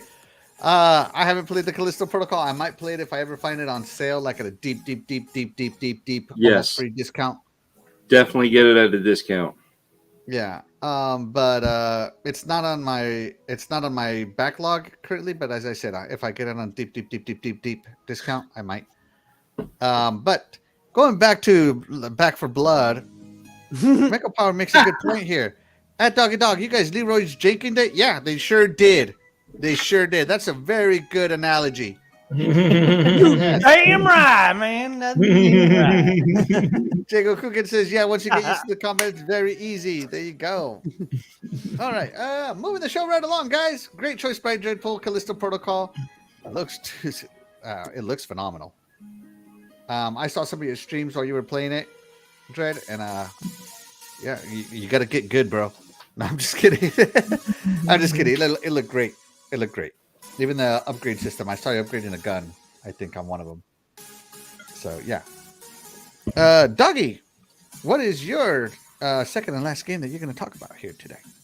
Man, you got some awesome background music, man. You just thank you. give it up for Axel, man. He knows how to run a show, don't he? DJ. I mean, yeah, he is awesome, man. Props to you, dude. I could never run a show, man. You do great. Like everything you run a tight ship, I gotta say. Okay, so my last game in like a full game.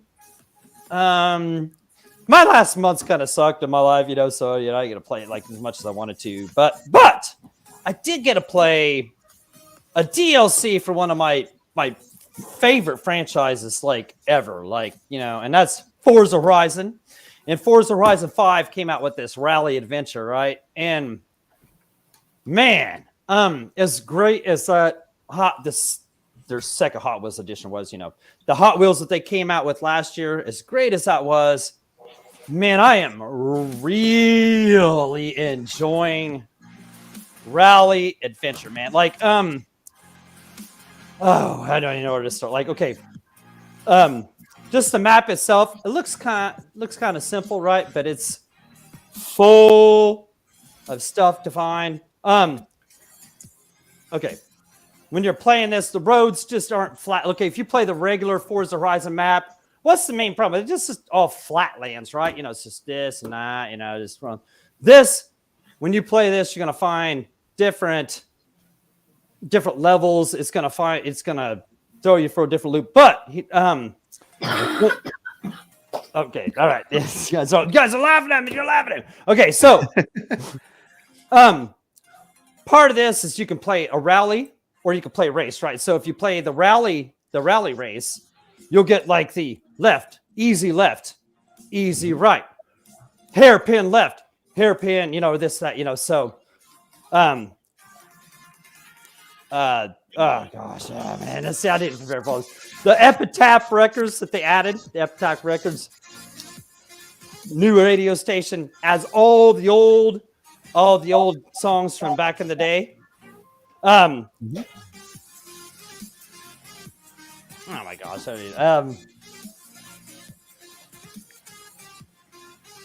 don't even know where to go with this. All right. Okay. No. Okay. All right. Hold on. All right. The first thing I did when I started this, was I went through all of the signs, that go the billboards. Yeah. Yep. So I went and knocked those out first, and I just absolutely loved that. There were some difficult ones, but I went and all that, went and drove all the roads, and then you go into this story that gives you 3 different kinds of teams to join. Apex Rally, there's a nighttime rally, and then there's like this completely off-road kind of rally.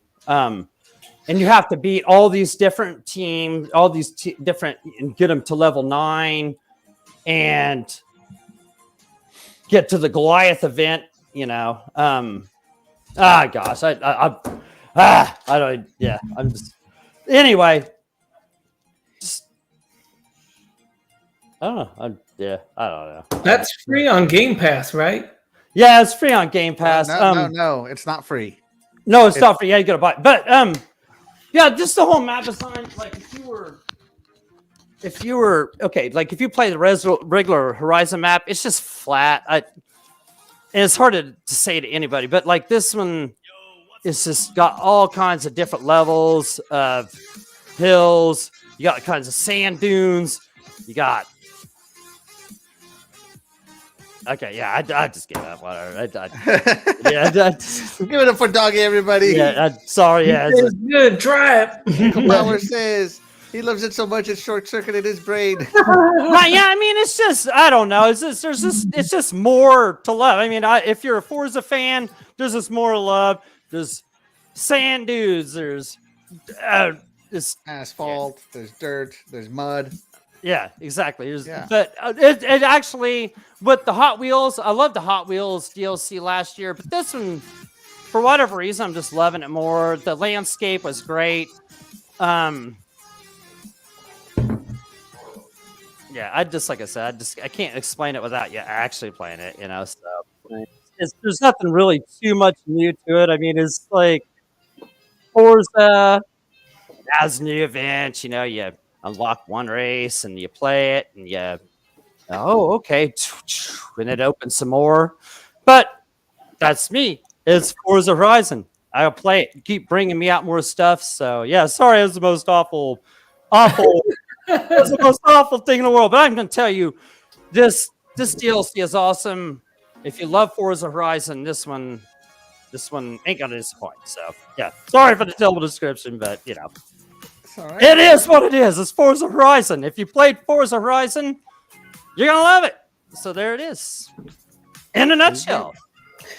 There you go. Titan Drago, Princess Zelda, Forza Horizon Rally Adventure.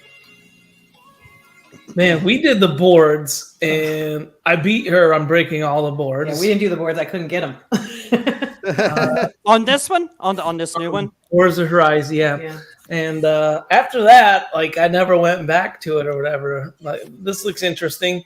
I heard they're going to do a Hot Wheels as well. They already did, yeah. Yeah, Hot They Wheels already did that. Okay. So I'm not much of a rally person, like slide. Like, it's cool to do. I'm just not very good at it. So There you go. I'd be curious if I could beat Doggy on these. Challenge, Doggy. All right. Hey, there we go. See ya. I could do that. Yeah. That's right. All right. DREADPOOL, DeathDealer, Forza Horizon Rally Adventure. What do you guys think? I think I haven't even been challenged. I think somebody's scared. Oh, okay. Okay. I would definitely be like DREADPOOL, running people off the road, because I think that'd be my only chance. I didn't even run them off the road. They did it to themselves. You saw it right there on the video. I don't see how he says it. I ran off the road. He ran me off the road. From my I point of don't view, understand I what would he's have recorded saying. my perspective This is because ridiculous. you bumped Doggy, Doggy bumped into me, and we both went run off the road by you. This is ridiculous. All right. God. I have played Forza Horizon. No, Sorry, go I ahead. haven't. Go ahead, Dred. I haven't purchased this yet, but I definitely want to play it. I definitely want to race with you guys. Yeah, the tracks. Okay, let me get my thoughts together. The tracks are just, instead of like, I don't know, like I was trying to say before, when you're playing like Forza Horizon 5, most of the tracks you can kind of see what's coming, and it's kind of easy. This has different levels. You're hopping over stuff, and you can't really tell anything is coming. I said, get this DLC, and you're gonna see what I mean. It's got a whole different dimension. This DLC is better than Hot Wheels. That's without me really being able to describe it that well. It's better than Hot Wheels for sure. I mean, it's more fun. The racing's more fun. I like how you can do you can do race or rally. I like when you do the rally event. Like I said, it tells you which way to go, left or right or whatever. And then the race event is just regular Forza Horizon racing, like just everybody loves. But man, like I said, Epitaph Records brings back the old school, like the old school rate. It is full of racing, a racing soundtrack that it needs to be. You know what I'm saying? Like you got Offspring, Blink 182, Bad Religion. Yeah, I don't know. I guess I'm kind of at loss for words. Sierra Nueva.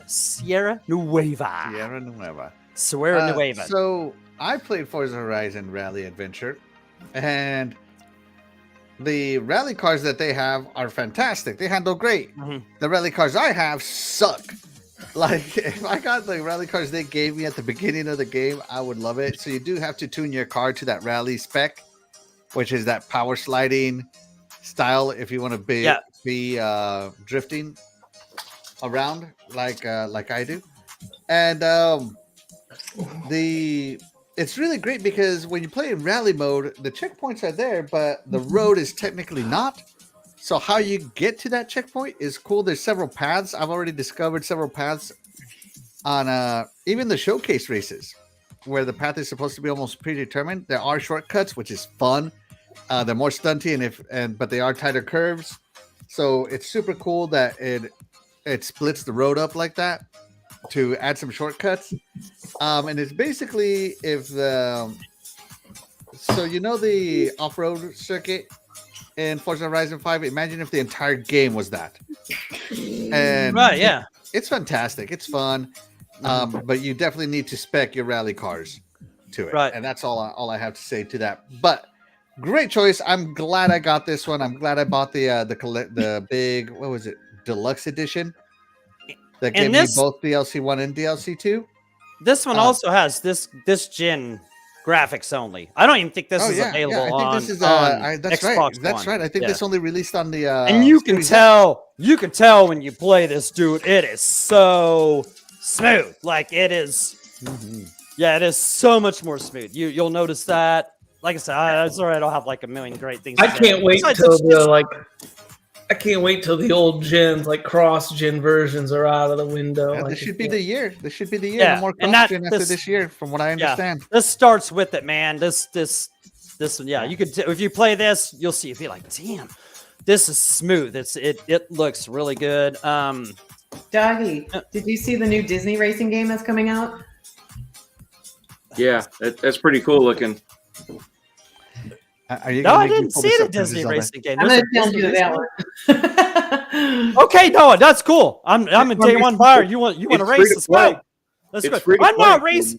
I'm not racing you, Dreadpool. You don't count. Me and Princess Zelda, we're racing. All right. No one nothing new with you. Wait a second. Axel's also the one that said he couldn't race against a standard computer. Yeah. So, no, that's cool. I didn't know there was a Disney racer. Is it like a kind of kart racer thing? It looks like Mario Kart 8. It looks, like they have Mike Wazowski. Mario Kart. Yeah. Yeah. Oh my gosh, yeah. That would Doggy, the best part about it, it's free to play. Oh, all right. I mean, you can't beat that. Like, yeah. So the kart racer? There You you say go. kart racer? Yeah, it's like a kart racer. That's still my favorite racing game ever. I would have to say the original Super Mario Kart on Super Nintendo was absolutely amazing. And you guys get that stuff on Switch and share your stupid code. 0982273078209 Jenny or whatever her name is. I will kill you with the original battle mode Mario Kart. Let's go. All right. oh my gosh! On the N64 version, I was unstoppable. Literally unstoppable. I was 3v1. I'd take them all. Man, I was so good. I'm talking Super Nintendo, baby. Let's go, Titan. Let's go, Super Nintendo. The original. Remember the original. There was the sandy one. Then there was that stupid beach one that was stupid, and then there was the ice level, and then there was the fourth one. Number 4 was the asphalt one that had that. Oh my God, we played that stuff so much. Okay, getting off subject. Super Mario Kart's awesome. But yeah, this is awesome. Sorry I didn't really explain it that well. Didn't really have much time to think about. Besides, I gotta say, get this DLC if it's like already not in your repertoire because you purchased the pack. Get it because it's worth it. I think it's better than the Hot Wheels. Really, it's really fun. Yeah. Definitely. All right. Moving on. Moving on, guys. Here we go. So my last game is actually a game that none of my friends are playing because they're not good at games. I don't know what their problem is. This game is amazing. The combat is great. But that is none other than Wulong Fallen Dynasty on the Xbox from Team Ninja. Everybody's over there always talking about like, you know what we need? We need another Ninja Gaiden. We need another Ninja Gaiden. Well, here's a game from the guys that made Ninja Gaiden. And guess what? It's difficult just like Ninja Gaiden. And it's awesome. The combat mechanics in this game are amazing. I love the fortitude, the morale system. I finally figured out how to use the NPCs. I've figured out all the combat, the spirit system, the different styles, the different what do they call them? The aptitudes. You can be wood, fire, stone, water, and I don't know, Stone? spirit or something. Yeah, stone is the tank. And I love this game. I've uploaded every boss I've murdered in this game, and they all bow down to Axel 1324. Believe me, this game will not beat me. I will beat this game. I just need more time to beat it because man, I'm on time.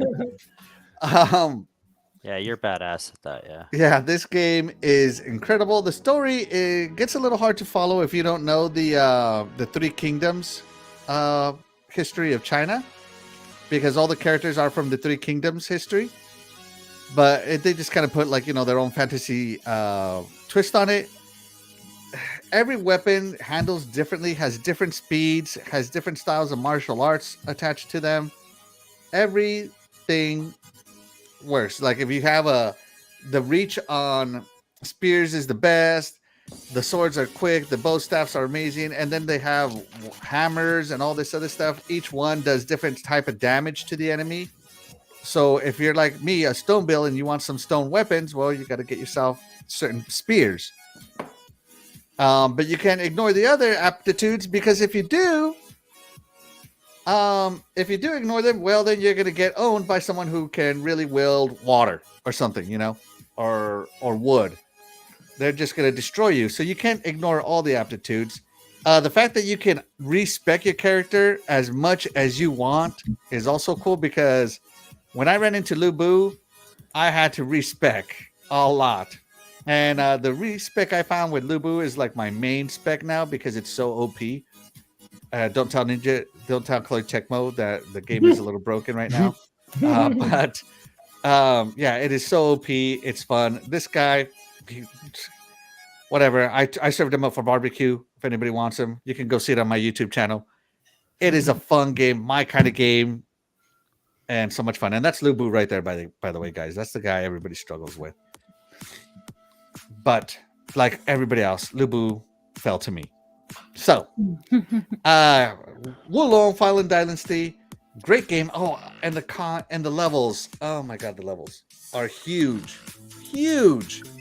Like they start off small, but by the time you get to where I'm at, you're like exploring the same level for 3 hours before you get to the boss.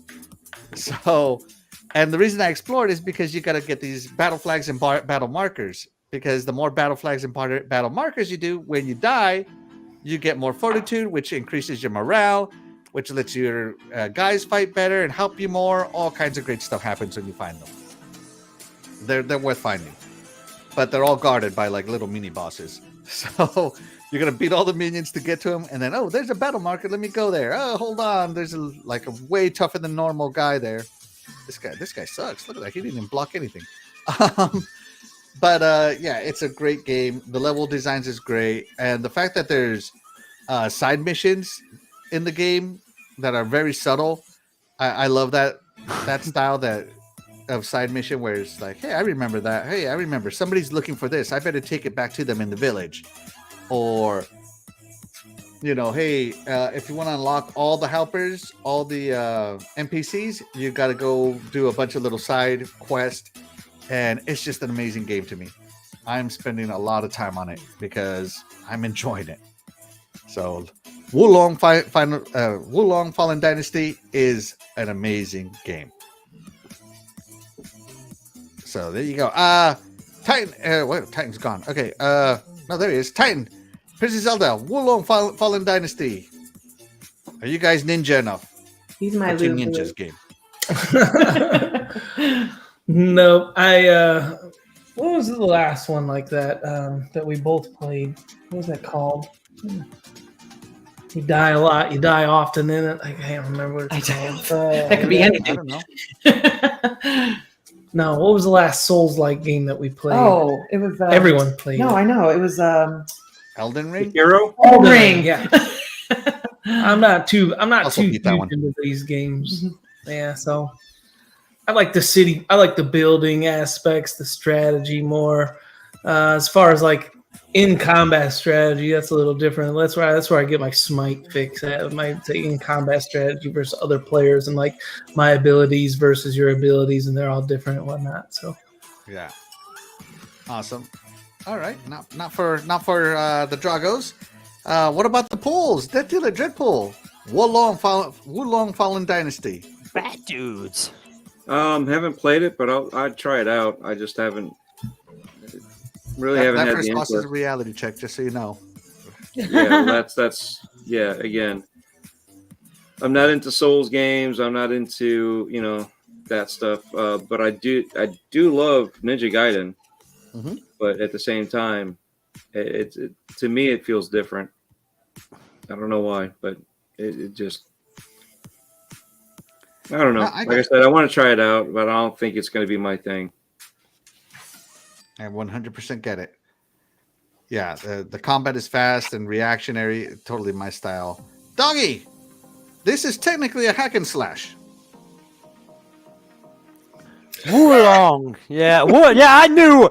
I downloaded this and then watched everybody complain about how they couldn't beat the first boss and get past the second stage. Oh, I beat the first stage, and then the second stage of them came, and then it took me and I was just like, to hell with that. Like, even if I got past that guy, it's not even gonna matter. Like, because these aren't anything anyway. But I want to be able to play these kind of games, but my skill level completely, just honestly, isn't gonna let me get there. So isn't gonna let me get there. So it's not happening for me. I'm not playing games like this. I'm not playing Sekiro, and I'm not playing Elden Ring. Unfortunately, I'd love to play it because this just looks so cool to me. These games look so cool to me, but man, honestly, sometimes games piss me off, and these kind of games have pissed me off. So these aren't my thing. I don't need these kind of games in my life at this point in time. So I don't play. But as much as I would love to, and props to Axel, man, he tears these kind of games up, man. Just like he tears this up. Check out his YouTube shorts. If you need help beating these guys, check out his YouTube shorts because just show you how to do it. Right. So yeah, right. So yeah, he's got this isn't my kind of thing. I downloaded it. I wanted to play. I was like, oh, I'll try this Game Pass. It'd be cool. And I saw everybody complain about how hard it was. I was like, well, I'm not gonna break that mold. I'm gonna be like, yeah, that's me. I beat that. Yeah, you guys, yeah, me. That's me. So no. I deleted the damn thing and said, nah. Tail between the legs, man. All right, guys. Let's check in with the chat one last time before we get out of here. Kilomilo says, my Nintendo code is Axel A379246847. There you go. Yeah. 4379. That's right. That's my Nintendo code, apparently. Guys. Hey, I bought a game on Nintendo. I haven't played my Nintendo Switch. Like, all I do is charge this thing. But the other day, they had Virtual Racing, Sega Virtual Racing, the old arcade game. I remember it. $2.79. It's still on sale. Now that is worth the purchase. And I've actually been enjoying that. Maybe I should have put that in the show today. But yeah, no, I was get that $2.79 for a good old Sega racing game. Pre Daytona is awesome. Anyway, There you go. sorry.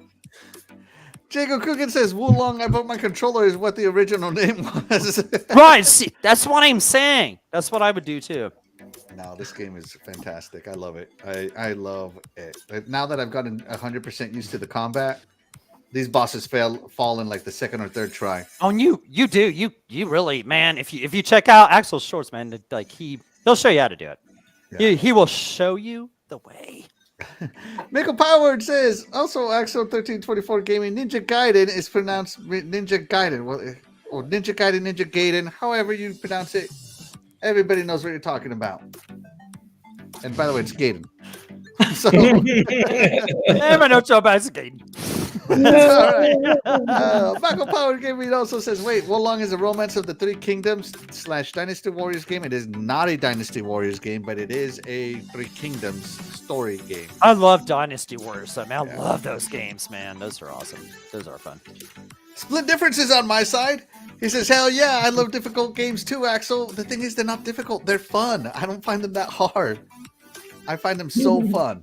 I've seen Splendiferous. He gave us some gameplay on Retro Renegades to play for a week, and he was playing some hard old school 8-bit games. I can't remember, or like 8 or 16-bit games. Dude, he can play. He can hang with the tough games. Splendiferous. Yeah. He's a wicked imposter too. Yeah. In fact, Well, yeah. Hey, you're still invited to come on Tuesday night. Splendiferous, come on. That's right. Come on the show.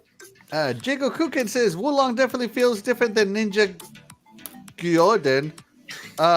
It's not for me. I don't know. Gordon? Ninja Guiden. Yeah. Guiden. Let's see. He said, I tried the demo and I knew it wasn't going to get played in my house. All right. Let's see. Oh, here is my niece. She says hello, niece. Thank you so much for joining us. We appreciate you. Yeah, hello. Kilomilo says, I kind of want some late night words with friends powered by Monster Energy. Unfortunately, I'm out of energy. It's late for me. But with that being said, guys, I think we're going to go ahead and get out of here. Dreadpool, are you there? Yes. Yeah, you want to tell us where people can find you? Yes. Sunday nights at 7, Gaming Beyond the Box. Friday mornings at 10 a.m. Breakfast with Boom. And then I've got my own. Obviously, we've mentioned it throughout the show. Breaking Bread with Dread. Oh yeah, that's that one. And I'm doing the conventions with 4GQ TV and Carlo. Yeah. So check out all the stuff that's popping up. DeathDealer and I, and we ended up going to a retro arcade store, which has a whole bunch of pinballs, pinball machines. Very cool. So I got a whole bunch of stuff there to check out. That's awesome. Yeah. Great. So again, we appreciate. I appreciate the invite to play the games and hang out with you guys. Yeah, man, it's fun. It's always so great when you are with us as well, Dreadpool. Yeah, thanks, appreciate Dreadpool, you. man. You're awesome, dude. You are the real MVP. Yeah, you're awesome, dude. Yeah. Titan Drago, tell everybody where they can find you, if they can find you at all. Find me playing Smite on Xbox Live at Titan Drago and everything else at Titan Drago. I'm on Twitter a lot, so that's where you most find me. There you go. All right. And as always, guys, special shout out to our guests. They made this show 4 hours and 17 minutes long so far. Oh my gosh. Yeah. Longest episode ever. Take 3 more that. minutes, it'll be 4:20. Woo! Wow! There you go. A few more minutes. But okay, guys, we wouldn't have a show if it wasn't for you guys to chat, and especially our little games that we play. We love having you guys here join us every week. And really, that's why you guys are the real MVPs of our show, and you will always be part of the iconic chat to us. With that being said, we're going to go ahead and get out of here. I'm Axel1324. I'm Princess Zelda. I'm DeathDealer. And I'm Doggy Dog 420. We'll catch you guys next week. Bye, everybody. Bye. Hey guys. Later.